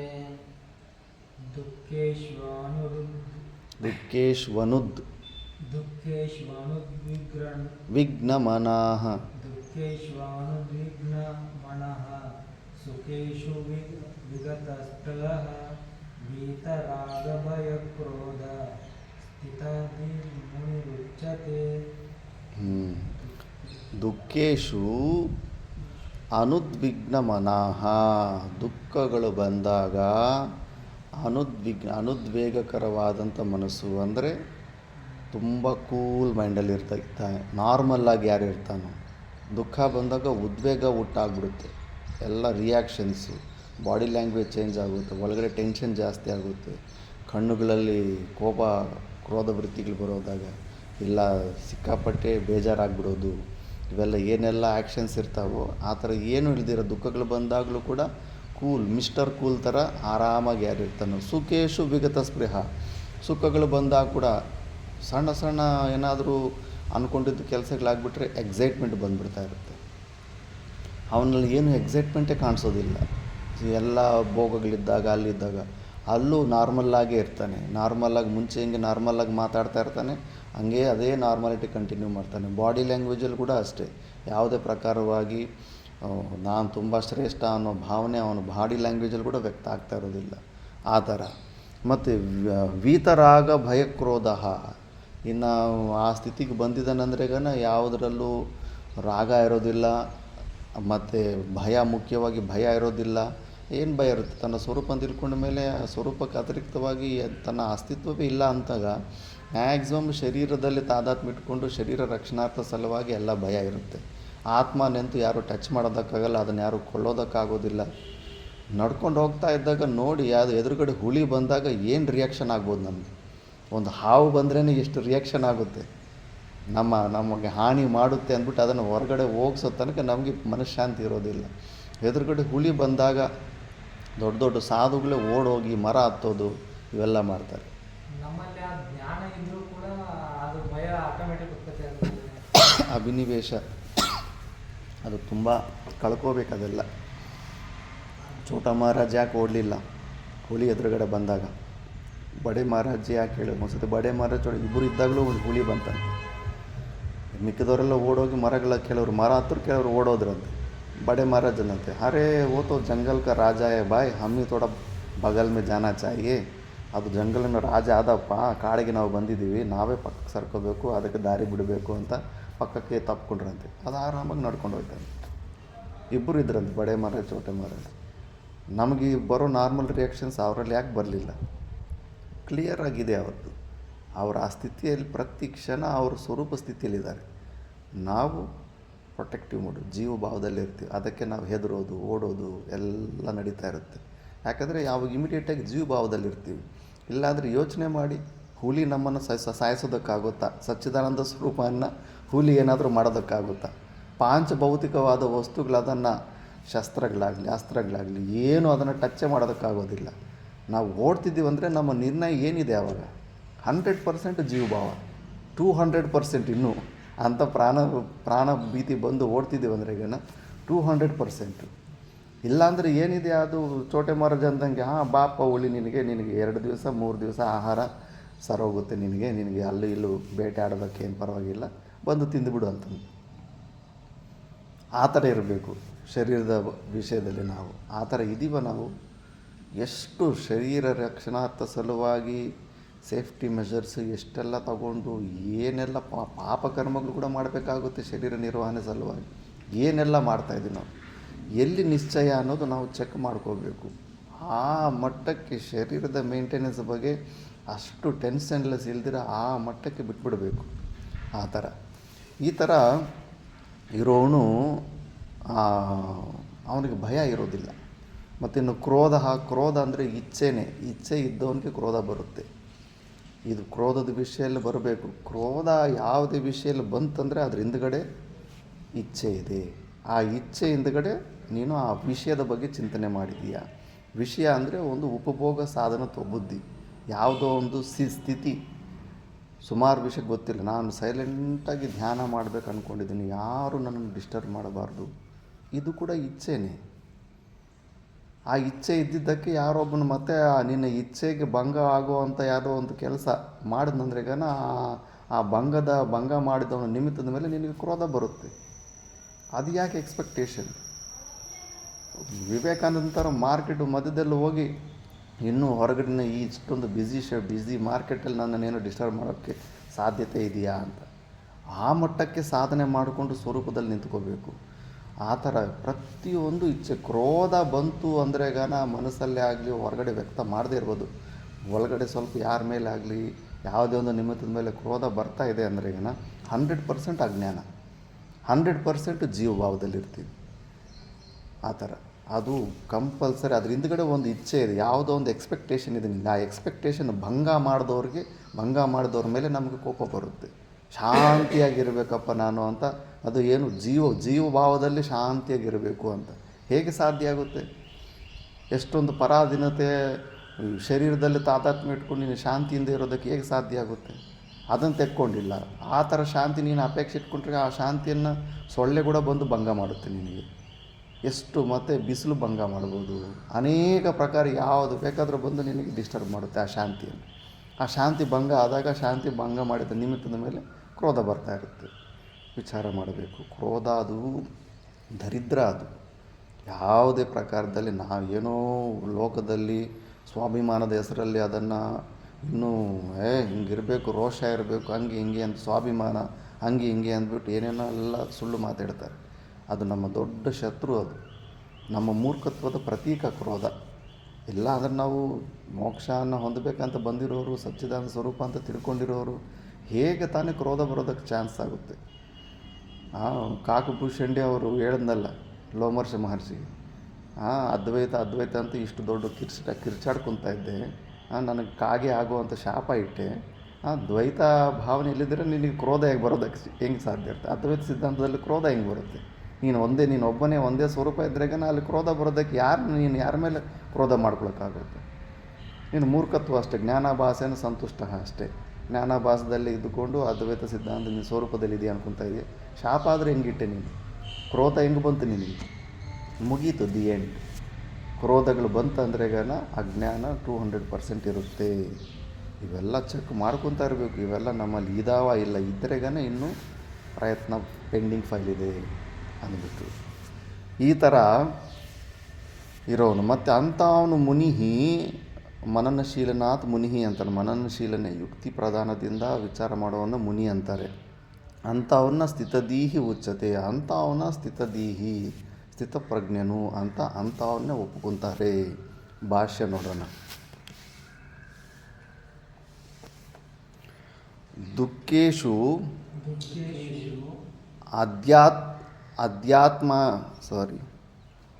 ಅಧ್ಯಾತ್ಮ ಏನಿದೆ ಅಲ್ಲಿ?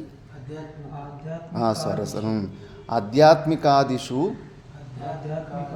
ಪ್ರಾಪ್ತೇಷು ನ ಉದ್ವಿಗ್ನಂ ನ ಪ್ರಕ್ಷುಭಿತಂ ದುಃಖಪ್ರಾಪ್ತೌ ಮನಃ ಯಸ್ಯ ಸಹ ಅಯಂ ಅನುದ್ವಿಗ್ನಮನಃ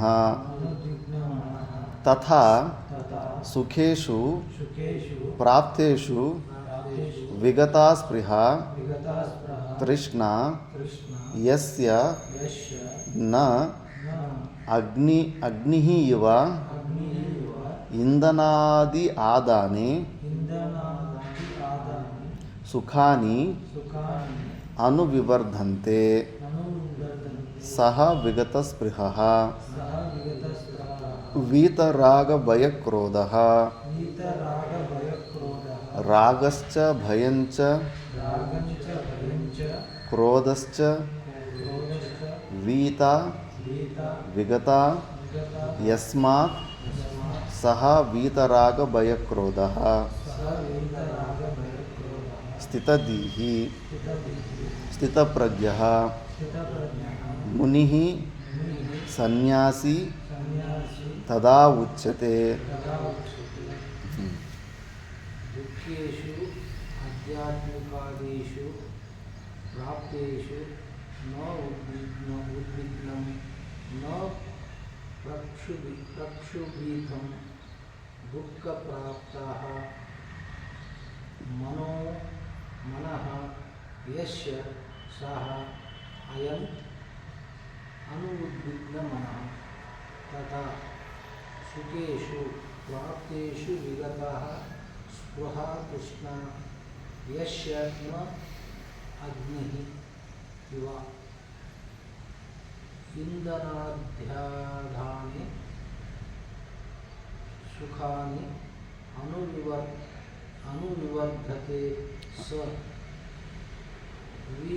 ವಿಗತಸ್ಪೃಹಃ ವೀತರಾಗ ಭಯಕ್ರೋಧಃ ರಾಗಃ ಚ ಭಯಂ ಚ ಕ್ರೋಧಃ ಚ ವಿಗತ ತಸ್ಮಾತ್ ಸ ವೀತರಾಗ ಭಯಕ್ರೋಧಃ ಸ್ಥಿತದಿ स्थितप्रज्ञः प्रज्ञोः मुनिः सन्न्यासी तदा उच्यते। दुःखेषु आध्यात्मिकादिषु प्राप्तेषु न उद्विग्न न प्रक्षुब्धं दुःखप्राप्तौ मनो यस्य स अयम् अनुद्विग्न मनः। तथा सुखेषु प्राप्तेषु विगता स्पृहा तृष्णा यस्य न अग्निः एव इंधनाद्यानि सुखानि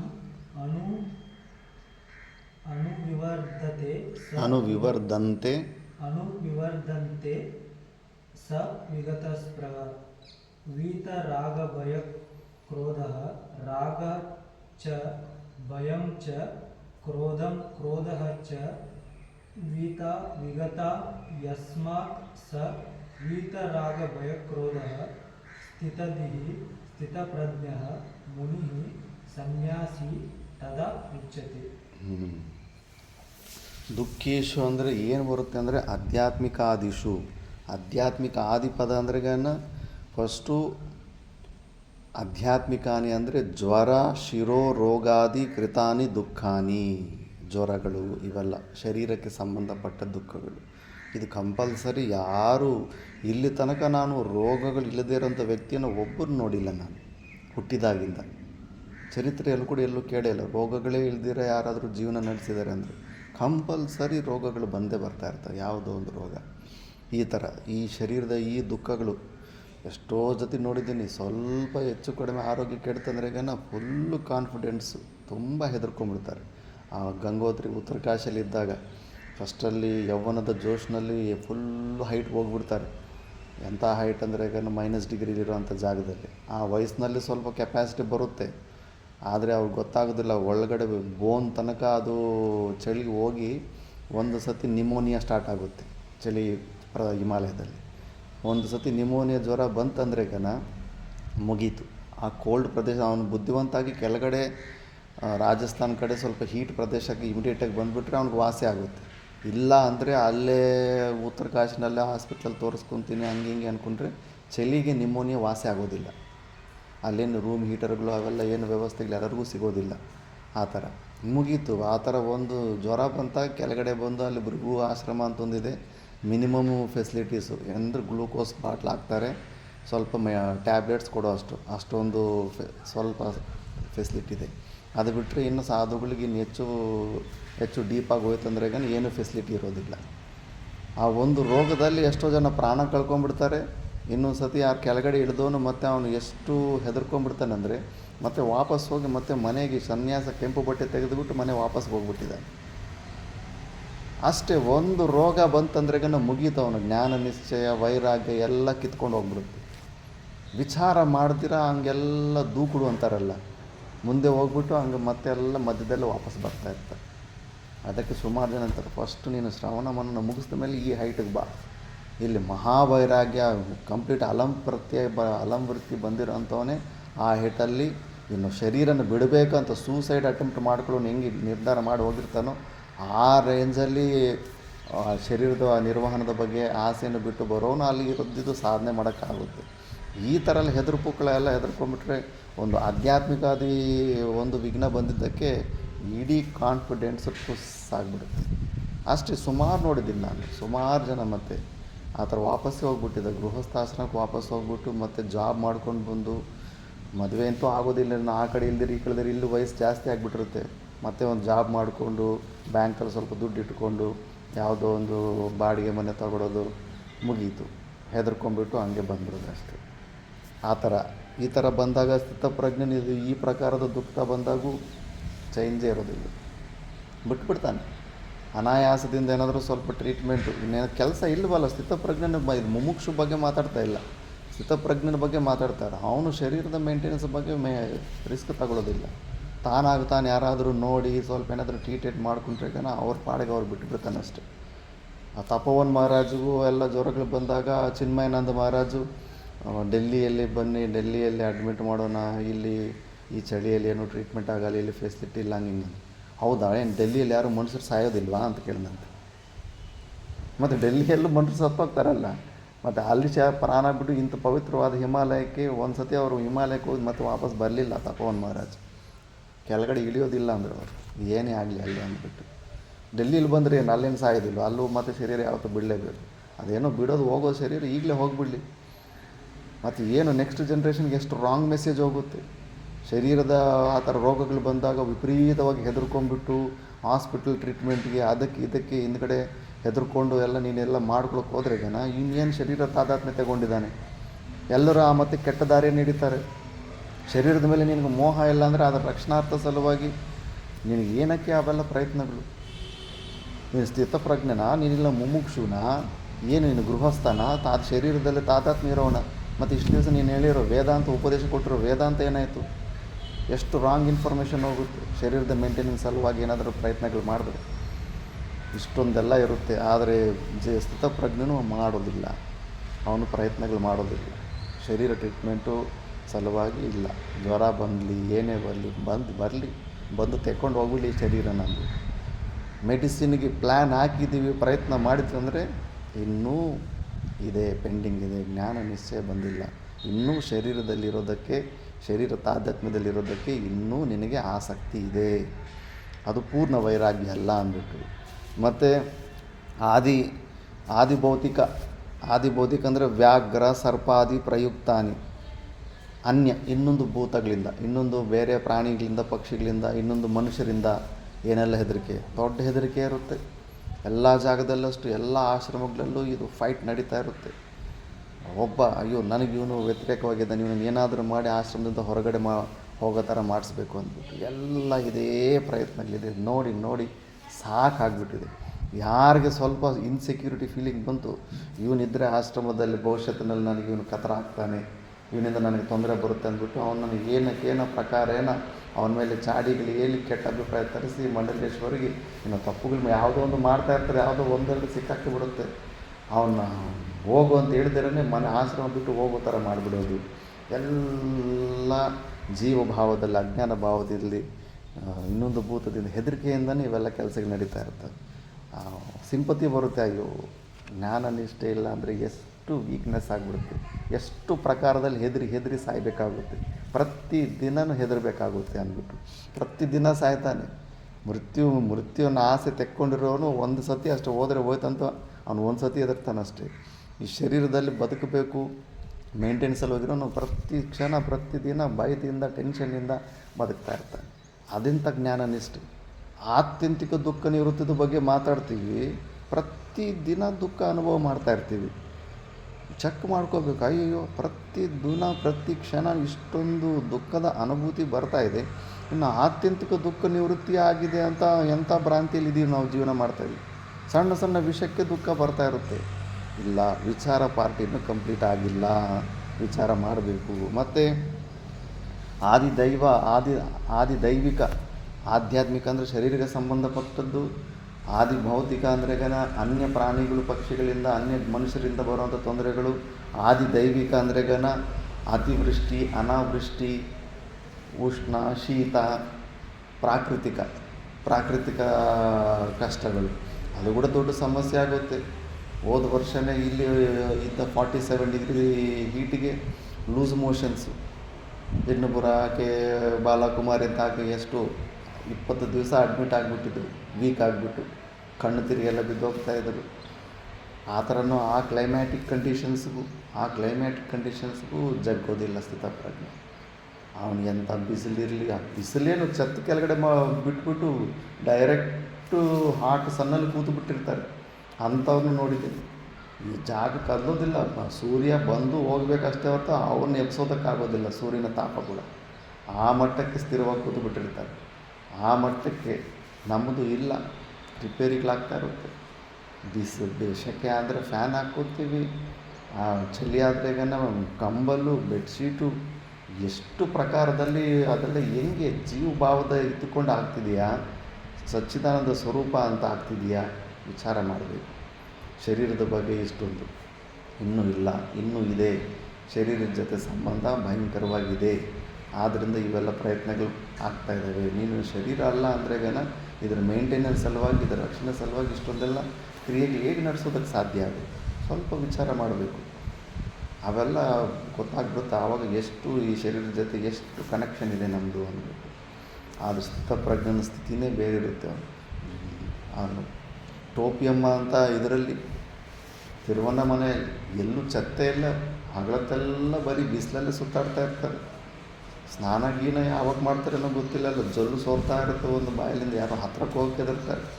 ಎಂಥ ಪವಾಡಗಳು ಮಾಡಿದ್ದಾರೆ, ಅರಿಮಗರಿಮದ ಸಿದ್ಧಿಗಳೆಲ್ಲ ಇದ್ದು, ಎಂಥ ಜ್ಞಾನ, ದೊಡ್ಡ ದೊಡ್ಡ ಸನ್ಯಾಸಿಗಳಿಗೆಲ್ಲ ಎಂಥ ಜ್ಞಾನ ಬೋಧೆ ಮಾಡಿದ್ದಾರೆ ಅವರು.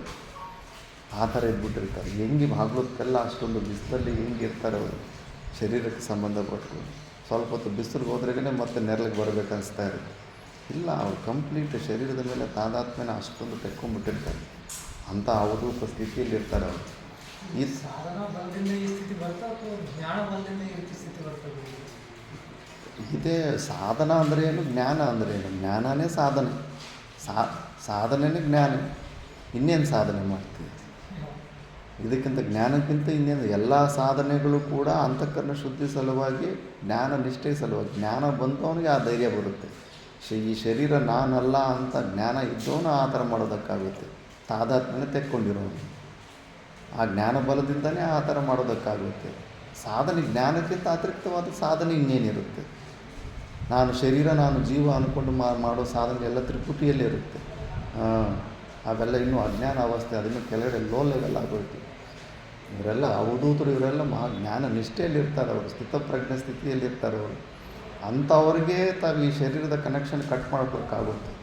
ಮಿಕ್ಕಿದವ್ರಿಗೆ ಯಾರಿಗೂ ಕೇವಲ ಅನಿಮ ಗರಿಮಾದ ಸ್ಥಿತಿಗಳಿದ್ದು ಅವ್ರಿಗೆ ಶರೀರದಲ್ಲಿ ಅವ್ರಿಗೂ ಸಿಕ್ಕಾಪಟ್ಟೆ ಮೋಹ ಇರುತ್ತೆ. ಅವ್ರು ಪವರ್ಫುಲ್ ವ್ಯಕ್ತಿ ಆಗಿರ್ತಾರೆ ಅಷ್ಟೇ ಹೊರತು ಅವರು ಶರೀರ ತಾದಾತ್ಮ್ಯ ತೆಕ್ಕೊಳ್ಳೋದ್ರಲ್ಲಿ ಫೇಲ್ ಆಗಿರ್ತಾರೆ, ಅನಿಮ ಗರಿಮ ಸ್ಥಿತಿಲಿರೋರು. ಯಾಕಂದರೆ ಆ ಶರೀರದಿಂದ ಅವ್ರು ಭೋಗ ಸಿಗ್ತಾ ಇರುತ್ತೆ. ಉತ್ಕೃಷ್ಟವಾಗಿ ಪವರ್ಫುಲ್ ವ್ಯಕ್ತಿ ಥರ ಎಲ್ಲಿ ನೋಡಿದ್ರೂ ಹೆದರ್ಕೊಂಡು ಪೂಜೆ ಮಾಡಿ ಅದೆಲ್ಲ ಆನಂದ ಸಿಗ್ತಾ ಇರುತ್ತೆ ಅವ್ರಿಗೆ. ಅವ್ರದ್ದೆಲ್ಲ ಆ ಜ್ಞಾನ, ಆ ಜ್ಞಾನದಿಂದ, ಜ್ಞಾನ ಯಾರಿಗೆ ಬಂದಿರುತ್ತೋ ಅವನೇ ಈ ಶರೀರದ ತಾದಾತ್ಮ್ಯ ತೆಕ್ಕೊಳ್ಳೋದಕ್ಕಾಗುತ್ತೆ. ಇಲ್ಲಾಂದರೆ ಸಾಮಾನ್ಯ ಬೇರೆ ಏನು ಸಾಧನೆಗಳು ಮಾಡಿದ್ರೂ ಆ ಸ್ಥಿತಿಗೆ ಹೋಗೋದಕ್ಕೆ ಸಾಧ್ಯ ಇಲ್ಲ. ಏನು ಜೀವನ್ಮುಕ್ತ ಪುರುಷನಲ್ಲಿ ಇದು ಸಿದ್ಧವಾಗಿರ್ತಾವೋ ಅದಕ್ಕೂ ಮುಮುಕ್ಷು ಆದವನು ಸ್ವಲ್ಪ ಪ್ರಯತ್ನ ಮಾಡಿ ಆ ಥರ ಅಭ್ಯಾಸ ಮಾಡ್ಕೊತಾ ಇರಬೇಕು. ಮಾಡ್ತಾ ಇದ್ದಾರೆ. ಕೈಲಾಸಾಶ್ರಮದಲ್ಲೇ ಮಹಾದೇವಾನಂದ ಅಂತ ನೋಡಿದ್ದೀಯ? ಮಹಾದೇವಾನಂದ ಅಂತ ಒಬ್ಬ ಮಹಾತ್ಮ ಇರ್ತಾನೆ. ಚಪ್ಪಲಿನೂ ಹಾಕೋದಿಲ್ಲ, ದಕ್ಷಿಣದ ರೂಪಾಯಿ ಕೂಡ ಮುಟ್ಟೋದಿಲ್ಲ. ಕೈಲಾಸಾಶ್ರಮದಲ್ಲಿ ಅಷ್ಟೊಂದು ವ್ಯವಸ್ಥೆಗಳಿದ್ದರೂ ಕೂಡ ಯಾವ ವ್ಯವಸ್ಥೆಗೂ ಕೈ ಹಾಕೋದೇ ಇಲ್ಲ. ಶ್ರವಣದಲ್ಲಿ ಟಾಪಲ್ಲಿದ್ದಾರೆ, ಆಚಾರ್ಯ ಕೋಟಿಯಲ್ಲಿದ್ದಾನೆ ಆತ ಹುಡುಗ. ಮತ್ತು ಹೋಗಿ ಮನೆಯಲ್ಲಿ ಏನಾದರೂ ಅಂಥ ಪರಿಸ್ಥಿತಿ, ಮನೆಯಲ್ಲಿ ದೊಡ್ಡ ಟ್ರಾವೆಲ್ಸೇ ರಾಜಸ್ಥಾನಲ್ಲಿ ನಡೆಸ್ತಾ ಇದ್ದಾರೆ. ಎಲ್ಲವೂ ಇದ್ದರೂ ಕೂಡ ಮಿಕ್ಕಿದವರು ಇದ್ದಾರೆ, ಆತನೂ ಇದ್ದಾನೆ. ಮಿಕ್ಕಿದವರು ತಗೊಳ್ತಾ ಇದ್ದಾರೆ, ಆತ ತಗೊಂಡಿಲ್ಲ. ಆ ಕೆಪ್ಯಾಸಿಟಿ ಸ್ವಲ್ಪ ಅವನಲ್ಲಿ ಅನಾತ್ಮ ವಸ್ತುವನ್ನು, ಬೇಡವಾದಂಥ ವಸ್ತುವನ್ನು ತಿರಸ್ಕಾರ ಮಾಡೋ ಸಾಮರ್ಥ್ಯ ಇದೆ ಇಲ್ಲ. ಜೀವನ ಮಿನಿಮಮ್ಮಲ್ಲಿ ನಡೀತಾನೆ ಇಲ್ಲ. ಪುಸ್ತಕನೂ ಕೂಡ ಭಿಕ್ಷೆ ಬೇಡ್ತಾನೆ. ಪುಸ್ತಕ ತಗೋಬೇಕು ಅನ್ನೋ ಇಚ್ಛೆನೂ ಇರೋದಿಲ್ಲ. ಆದಷ್ಟು ಲೈಬ್ರರಿ ಪುಸ್ತಕದಲ್ಲಿ ತಗೊತಾನೆ, ಓದಿಬಿಡ್ತಾನೆ, ಬಿಟ್ಬಿಡ್ತಾನೆ. ಕುಂಭಮೇಳಕ್ಕೆ ಡೆಲ್ಲಿಯಿಂದ ನಡ್ಕೊಂಡು ಬಂದಿದ್ದಾನೆ, ಮತ್ತೆ ನಡ್ಕೊಂಡು ಹೋಗಿದ್ದಾನೆ. ಎಷ್ಟು 15 ದಿವಸ ಏನೋ ಆಯ್ತಂತೆ. ಮುಂಚೆ ನಡ್ಕೊಂಡು ಬಸ್ಸು ಟ್ರೈನ್ ಕೂಡ ಹತ್ತಲಿಲ್ಲ. ಸಾಧ್ಯ ಇರುತ್ತೆ. ಆ ಸಾಧನೆಗಳು ನಾವ್ಯಾಕೆ ಮಾಡೋಕ್ಕಾಗ್ತಾಯಿಲ್ಲ? ಟ್ರೈನ್ ಯಾಕೆ ಹತ್ತಾ ಇದ್ದೀವಿ, ಬಸ್ ಯಾಕೆ ಹತ್ತಾ ಇದ್ದೀವಿ? ಎಲ್ಲೋ ಕಡಿಮೆ ಇದೆ ಅಲ್ಲ, ವೈರಾಗ್ಯದ ಬಗ್ಗೆ ಕಡಿಮೆ ಇದೆ. ಶರೀರದ ಸವಲತ್ತು ಬಗ್ಗೆ ಸ್ವಲ್ಪ ಬಾಡಿ ಕಾನ್ಷಿಯಸ್ನೆಸ್ ಇದೆ. ಶರೀರದ ಜೊತೆ ನಮ್ಮ ತಾದಾತ್ಮ್ಯಗಳು ಜಾಸ್ತಿ ಇದೆ. ಆದ್ದರಿಂದ ಅವರಿಗೆ ಸ್ವಲ್ಪ ಅಭ್ಯಾಸ ಮಾಡ್ಕೊತಾ ಇದ್ದಾರೆ ಈಗಲಿಂದನೇ ಈ ಶರೀರಕ್ಕೆ. ಯಾಕಂದರೆ ಶರೀರಕ್ಕೆ ನೀನು ಹೆಂಗೆ ಅಭ್ಯಾಸ ಮಾಡಿಸ್ತೀಯೋ ಅದಕ್ಕೆ ಅಡಿಕ್ಟ್ ಆಗಿಬಿಡ್ತಾ ಇರುತ್ತೆ. ಒಳ್ಳೆ ಕಂಫರ್ಟ್ ಝೋನುಗಳು ಎಲ್ಲ, ಟೈಮ್ ಟು ಟೈಮ್ ಊಟ, ಟೈಮ್ ಟು ಟೈಮ್ ಎಲ್ಲ, ಬಿಸಿಲಿಗೆ ಫ್ಯಾನು, ಅದು ಇದು ಎಲ್ಲ ಈ ಥರ ಅಭ್ಯಾಸ ಮಾಡಿದೆ ಅಂತು. ಈ ಸವಲತ್ತಿಂದ ಮತ್ತೆ ಒಂದು ಸವಲತ್ತು ಕಡಿಮೆ ಇರೋದು, ಇನ್ನೊಂದು ಜಾಗ ಸಿಕ್ಕಿದ್ರೂ ಕೂಡ ಮತ್ತೆ ನೀನು ಇರೋದಕ್ಕಾಗೋದಿಲ್ಲ. ಯಾಕಂದರೆ ಅಭ್ಯಾಸ ಆಗಿಬಿಟ್ಟಿದೆ, ಈ ಸವಲತ್ತುಗಳ ಅಭ್ಯಾಸ ಆಗಿಬಿಟ್ಟಿರುತ್ತೆ. ಅವರು ಬುದ್ಧಿವಂತರು, ಸ್ವಲ್ಪ ಇಂದ್ರಿಯ ನಿಗ್ರಹ ಜಾಸ್ತಿ ಇರೋರು ಮುಂಚೆನೇ ಈ ಶರೀರಕ್ಕೆ ಅಭ್ಯಾಸ ಮಾಡಿಸೋದೇ ಬೇಡ. ಟಫ್ ಕಂಡೀಷನಲ್ಲೇ ಅವರು ಟ್ರೈನಿಂಗ್ ಕೊಡ್ಕೊತಾ ಇರ್ತಾರೆ. ಅಂಥವ್ರು ಏನಾದರೂ ಸ್ವಲ್ಪ ಇಂಥ ಸ್ಥಿತಿಯನ್ನು ಬೇಗ ಒಂದು ಸಾಧ್ಯತೆ ಇರುತ್ತೆ. ನಮ್ಮದೆಲ್ಲ ಸುಮ್ಮನೆ ಜ್ಞಾನಾಭಾಸೇನ ಸಂತುಷ್ಟ ಇರುತ್ತೆ ಅಷ್ಟೆ. ಪ್ರಾಕ್ಟಿಕಲ್ಲಾಗಿ ಚೆಕ್ ಮಾಡ್ಕೊಂಡಾಗ ಗೊತ್ತಾಗ್ಬಿಡುತ್ತೆ ಎಷ್ಟು ಇದೆ ಈ ಶರೀರದ ಬಗ್ಗೆ ಎಷ್ಟು ಕನೆಕ್ಷನ್ ಇಟ್ಕೊಂಡಿದ್ದೀವಿ ಅಂತ. ಪ್ರಾಕ್ಟಿಕಲಲ್ಲಿ ಹಂಗೆ ಹೋದಾಗ ಗೊತ್ತಾಗುತ್ತೆ. ಅದಕ್ಕೆ ಸನ್ಯಾಸ ತಗೊಂಡ ಮೇಲೆ ಕಂಪ್ಲೀಟ್ ನಿಜವಾದ ಪರಿವ್ರಾಜಕ ಸ್ಟೈಲಲ್ಲಿ ನಮಗೆ ಕೂಡ ಕಳಿಸಿದ್ರು. ಕಂಪಲ್ಸರಿ ನೀನು ಪರಿವ್ರಾಜಕ ಮಾಡಲೇಬೇಕು. ಝೀರೋ, ಕೈಗಳಲ್ಲಿ ಏನು ಇರಬಾರ್ದು, ಫಸ್ಟು ಫೋನ್ ಇರಬಾರ್ದು, ರೊಕ್ಕ ಇರಬಾರ್ದು. ಆ ಥರ ನೀನು ಭಿಕ್ಷಾಟನೆಯಿಂದ ಎಷ್ಟು ದಿವಸ ನೀನು ಜೀವನ ನಡೆಸ್ತು ಆವಾಗ ಗೊತ್ತಾಗುತ್ತೆ ಮನಸ್ಸಲ್ಲಿ ಏನು ಮಲಿನತೆ ಇದೆ, ಮನಸ್ಸು ಎಷ್ಟೆಲ್ಲ ಚಿಂತನೆ ಮಾಡ್ತಾಯಿದೆ. ಆ ಸೆಕ್ಯೂರಿಟಿ ಬಗ್ಗೆ ಚಿಂತನೆ ಮಾಡ್ತಾ ಇದೆಯಾ, ಭವಿಷ್ಯದ ಬಗ್ಗೆ ಚಿಂತನೆ ಮಾಡ್ತಾ ಇದೆಯಾ, ಇಲ್ಲ ವಿಚಾರದಲ್ಲಿ ಇನ್ನೂ ಏನಾದರೂ ಪೆಂಡಿಂಗ್ ವರ್ಕ್ ಇದೆಯಾ, ಶ್ರವಣದ ಪಾಠ ಪೂರ್ತಿ ಮುಗಿದಿದೆಯಾ ಇಲ್ವಾ, ಇನ್ನೇನಾದರೂ ಹೊಸದಾಗಿ ತಿಳ್ಕೊಳ್ಳೋದು ಇಲ್ವೇ ಅಂತ ಆವಾಗ ಗೊತ್ತಾಗುತ್ತೆ. ಎಲ್ಲನೂ ಇಟ್ಕೊಂಡು ಎಲ್ಲ ಕಂಫರ್ಟ್ ಝೋನ್ಸು ಎಲ್ಲ ವ್ಯವಸ್ಥೆಗಳು ಇಟ್ಕೊಂಡು ಏನು ಗೊತ್ತಾಗೋದಿಲ್ಲ, ಸುಮ್ಮನೆ ಭ್ರಾಂತಿ ಆಗ್ತಾ ಇರುತ್ತೆ. ಎಲ್ಲ ಹೊಟ್ಟೋಗಿದೆ, ಮೋಹ ಹೊಟ್ಟೋಗಿದೆ, ದೂರ ಆಗಿದೆ ಅಂತ ಬಿಟ್ಟು ನೋಡಬೇಕು, ಅವಾಗ ಗೊತ್ತಾಗುತ್ತೆ ಎಷ್ಟು ಇದೆ ಶರೀರ ಜೊತೆ ಸಂಬಂಧ. ಈಸಿಯಾಗಿ ಭಿಕ್ಷೆ ಸಿಗೋಂಥ ವ್ಯವಸ್ಥೆ ಮತ್ತು ಇದೆಲ್ಲ ಕ್ರಿಯೇಟ್ ಆಗಿಬಿಟ್ಟಿದೆ ಅಂತ ಅನಿಸ್ತದೆ. ಏನು ಈಸಿಯಾಗಿ ಭಿಕ್ಷೆ ಸಿಗ್ತಾ ಇರ್ತದೆ, ಹ್ಞೂ ಈಸಿಯಾಗಿ ಹೌದು. ಭಿಕ್ಷೆ ಸಿಗೋಂಥದ್ದು ಒತ್ತಡ ಕೊಡ್ತಾರೆ, ಬ್ಯಾಂಕಿಗೆ ಕೊಡ್ತಾರೆ, ಹ್ಞೂ ಸರಿಯಾಗಿ ಊಟ ಸಿಗ್ತದೆ, ಹೌದು. ಅದನ್ನು ಸ್ವಲ್ಪ ಬಂದ್ಬಿಡುತ್ತೆ ಮೋಹ. ಈಗ ನರ್ಮದ ಪರಿಕ್ರಮದಲ್ಲಿ ಯಾಕಂದರೆ ಅಲ್ಲಿ ಸ್ವಲ್ಪ ಬೀಟ್ ಆ್ಯಂಡ್ ಟ್ರ್ಯಾಕ್ ಇದೆ, ಅಲ್ಲಿ ಎಲ್ರಿಗೂ ಚೆನ್ನಾಗಿ ಗೊತ್ತು. ಸ್ವಲ್ಪ ಹೊರಗಡೆ ಬೇರೆ ಪ್ರದೇಶದಲ್ಲಿಗಿಂತ ಅಲ್ಲಿ ಕಂಪಲ್ಸರಿ ಏನಿಲ್ಲ ಅಂದರೂ ಅಟ್ಲೀಸ್ಟ್ ಭಿಕ್ಷೆ ಆದರೂ ಊಟ ಆದರೂ ಸಿಗ್ತಾರೆ ಅಂತ. ಅದಕ್ಕೆ ಹೆಚ್ಚು ಜನ ನರ್ಮದ ಪರಿಕ್ರಮ ಮಾಡೋದಕ್ಕೆ ಒಲವು ತೋರಿಸ್ತಾರೆ ಹೊರತು ಹೊರಗಡೆ ಬೇರೆ ಪ್ರದೇಶದಲ್ಲಿ ಪರಿವ್ರಾಜಕ ನಡೆಸೋದಕ್ಕೆ ಹೋಗೋದಿಲ್ಲ. ಅಸ್ಸಾಮು ಆ ಕಡೆ ಹೋಗ್ಬಿಟ್ರೆ ಕ್ಯಾರೆ ಅನ್ನೋದು ಕೂಡ ಇಲ್ಲ. ನೀವು ಇನ್ನು ಆಂಧ್ರ ಪ್ರದೇಶದಲ್ಲಂತೂ ಪರಿವ್ರಾಜಕ ಜೀವನ ನಡೆಸೋದಕ್ಕೆ ಸಾಧ್ಯನೇ ಇಲ್ಲ, ಈ ಕಡೆ ಬರೋದೇ ಇಲ್ಲ. ಮತ್ತು ಅಡಿಗಪ್ಪ ತಾತನವ್ರು ಮಾಡಿದ್ದಾರೆ ಆ ಪರಿವ್ರಾಜಕ ಜೀವನ. ಹುಚ್ಚಿರ್ತಾರೆ ಎಲ್ಲಂದ್ರೆ ಅಲ್ಲೆಲ್ಲ ಮಾಡ್ಕೊ ಹೊಲ ಗದ್ದೆಗಳಲ್ಲಿ ಮರದ ಕೆಳಗಡೆ ಈ ಆಶ್ರಮದಲ್ಲಿ ಬಂದು ಬಿಟ್ಟ ಮೇಲೆ ಕೂಡ ಹಂಗೆ ಹುಚ್ಚಿರ್ತಾರೆ. ಎಲ್ಲ ಹುಚ್ಚ ಅಂತ ಇದ್ರಂತೆ. ಚೆನ್ನಾರೆಡ್ಡಿ ಪೂಜಾರಿ ಚೆನ್ನಾರೆಡ್ಡಿ ಹೇಳ್ತಾನೆ, ಯಾರೋ ಹುಚ್ಚ ಬಿಡು ಹಂಗೆ ಹಿಂಗೆ ಅಂತ. ಈಗ ಎಂಥ ಜಾಗದಲ್ಲಂದರೆ ಒಂದು ಸತಿ ಎಲ್ಲ ಎಮ್ಮೆ ಕೋಣಗಳು ಪಕ್ಕದಲ್ಲಿ ಮಲಗಿಂತ ಅದರ ಪಕ್ಕದಲ್ಲೇ ಮಲಗಿದ್ದಂತೆ. ಎಮ್ಮೆ ಕೋಣಗಳು ಪಕ್ಕದಲ್ಲಿ ಎಲ್ಲ ಗೀತೆಲ್ಲ ಹಿಂಗೆ ಬಿಟ್ಕೊಂಡು ಹುಚ್ಚಂತರ ಬಿಸಿಲಲ್ಲಿ ಓಡಾಡೋದು, ಬೆಟ್ಟ ಗುಡ್ಡಗಳು, ಆರೋದಿನ ಪಕ್ಕದಲ್ಲೆಲ್ಲ ಬೆಟ್ಟ ಗುಡ್ಡಗಳು, ಹಂಗೆ ಹಿಂಗೆ ಅಂತ ಆ ಥರ ಎಲ್ಲ ಓಡಾಡಿದ್ದಾರೆ. ಅವ್ರ ಧೈರ್ಯ, ಅವರು ನಿಜವಾದ ಸಾಧು ಜೀವನ, ಅವ್ರಿಗೆ ಆ ಧೈರ್ಯ ಇತ್ತು ಅವ್ರಿಗೆ. ಅವೆಲ್ಲ ಮಾಡಿ ನೋಡಬೇಕಲ್ಲ. ಸುಮ್ಮನೆ ಸಾಧು ಆಗಿಬಿಟ್ರೆ ಎಲ್ಲ ಕಂಫರ್ಟ್ ಝೋನಲ್ಲೇ ಇಟ್ಕೊಂಡು ಎಲ್ಲ ನೀಟಾಗಿ ಇರೋದೆಲ್ಲ ರಫ್ ಆ್ಯಂಡ್ ಟಫ್ ಲೈಫ್ ನೋಡಿದಾಗ ಆವಾಗ ಗೊತ್ತಾಗುತ್ತೆ ಈ ಶರೀರದ ಜೊತೆ ನಮ್ಮ ಸಂಬಂಧ ಏನು, ಎಷ್ಟು ಒದ್ದಾಡುತ್ತೆ ಮನಸ್ಸು. ಒಂದೊಂದು ಹೊತ್ತು ಊಟಕ್ಕೆ ಸಿಗಲಿಲ್ಲ ಅಂದ್ರೆ ಎಂಥ ಪರಾಧೀನತೆಯನ್ನು ಸ್ವೀಕಾರ ಮಾಡುತ್ತೆ. ಹೊರಗಡೆ ಹೋದಾಗ ಎಂಥ ಏನು ಹಾಕು ಭಿಕ್ಷೆಗೆ ಬರೋ ಅನ್ನ ಏನು ಎಲ್ಲ ಶುದ್ಧ ಇರುತ್ತೇನು, ಏನೇನೆಲ್ಲ ಅದು ಮಿಕ್ಸ್ ಮಾಡಿರ್ತಾರೋ, ಸ್ನಾನನೂ ಮಾಡ್ದಿರೇ ಅಡುಗೆ ಮಾಡ್ತಾರೆ. ಬೆಳ್ಳುಳ್ಳಿ ಈರುಳ್ಳಿ ಏನು ಬೇಕೆಲ್ಲ ಹಾಕಿರ್ತಾರೆ. ನಾನ್ ವೆಜ್ ಮಾಡಿರೋಂಥ ಪಾತ್ರೆಗಳೆಲ್ಲ ಅದನ್ನು ಮಾಡಿರ್ತಾರೆ. ಮುಖ್ಯವಾಗಿ ಭಿಕ್ಷೆಯಲ್ಲೆಲ್ಲ ತಂಗ್ಳನ್ನೇ ಸಿಗೋದು. ಹೊಸ ಬಿಸಿ ಅನ್ನೋ ಅವ್ರು ತಿಂದು ಎಕ್ಸ್ಟ್ರಾ ಮಿಕ್ಕು ಏನಿರುತ್ತೋ ಅಂಥದ್ದೆಲ್ಲ ಸಿಗುತ್ತೆ. ಅಂಥದ್ರಲ್ಲಿ ಜೀವನ ನಡೆಸಿರೋರು ಅದು ಕೂಡ ಏನು ಪರಿಕ್ರಮ ಇಚ್ಛೆಯಲ್ಲೂ ಕೂಡ ಅದು ಬೀಟ್ ಆ್ಯಂಡ್ ಟ್ರ್ಯಾಕಲ್ಲಿ ಆಗಿಬಿಟ್ಟು ಅದು ಕೂಡ ಒಂದು ಪ್ರಕಾರದಲ್ಲಿ ಸೇಫ್ಟಿ ಮೆಷರ್ಮೆಂಟೆ. ಬಟ್ ಮಿಕ್ಕಿದ್ದು ಒಂದೇ ಸತಿ ಡೈರೆಕ್ಟಾಗಿ ಪರಿವ್ರಾಜಕ್ಕಿಂತ ಅದೆಷ್ಟೋ ಬೆಟರ್. ಯಾಕಂದರೆ ಒಂದೇ ಸತಿ ಟಫ್ ಕಂಡೀಷನ್ಗೆ ಶರೀರಕ್ಕೆ ಅಭ್ಯಾಸ ಮಾಡಿದ್ರೆ ತುಂಬಾ ಹೆದರ್ಕೊಂಡ್ಬಿಡ್ತಾರೆ. ಆ ಪ್ರಯತ್ನನೂ ಮಾಡೋದು. ಮುಮುಕ್ಷುಗೆ ಇವು ಯತ್ನದಿಂದ ನಾವು ಈ ಥರ ಅಭ್ಯಾಸಗಳು ಮಾಡ್ಕೋಬೇಕು. ಸ್ವಾಭಾವಿಕವಾಗಿ ಆ ಸ್ಥಿತಿ ಬಂದಿಲ್ಲ ನಮಗೆ, ಪ್ರಯತ್ನಗಳು ಆ ಥರ ಒಂದು ಸ್ಥಿತಿಯನ್ನು ನಾವು ಅಭ್ಯಾಸ ಮಾಡ್ಕೊತಾ ಇರಬೇಕು. ಆವಾಗ ಹೋಗುತ್ತೆ ಶರೀರ ಜೊತೆ ಸಂಬಂಧ. ಮಿಕ್ಕಿದ್ದು ನಾವು ನೆಕ್ಸ್ಟ್ ಕ್ಲಾಸಲ್ಲಿ. ಓಂ ಪೂರ್ಣಮದ ಪೂರ್ಣಮಿದಂ ಪೂರ್ಣಾತ್ ಪೂರ್ಣಮುದಚ್ಯತೆ ಪೂರ್ಣಸ್ಯ ಪೂರ್ಣಮಾದಾಯ ಪೂರ್ಣಮೇವಾವಶಿಷ್ಯತೆ. ಓಂ ಶಾಂತಿ ಶಾಂತಿ ಶಾಂತಿ. ಹಿಮಾಲಯದಲ್ಲಿ ಒಳ್ಳೆ ಗುಹೆಗಳೆಲ್ಲ ಏನಿದಾವೋ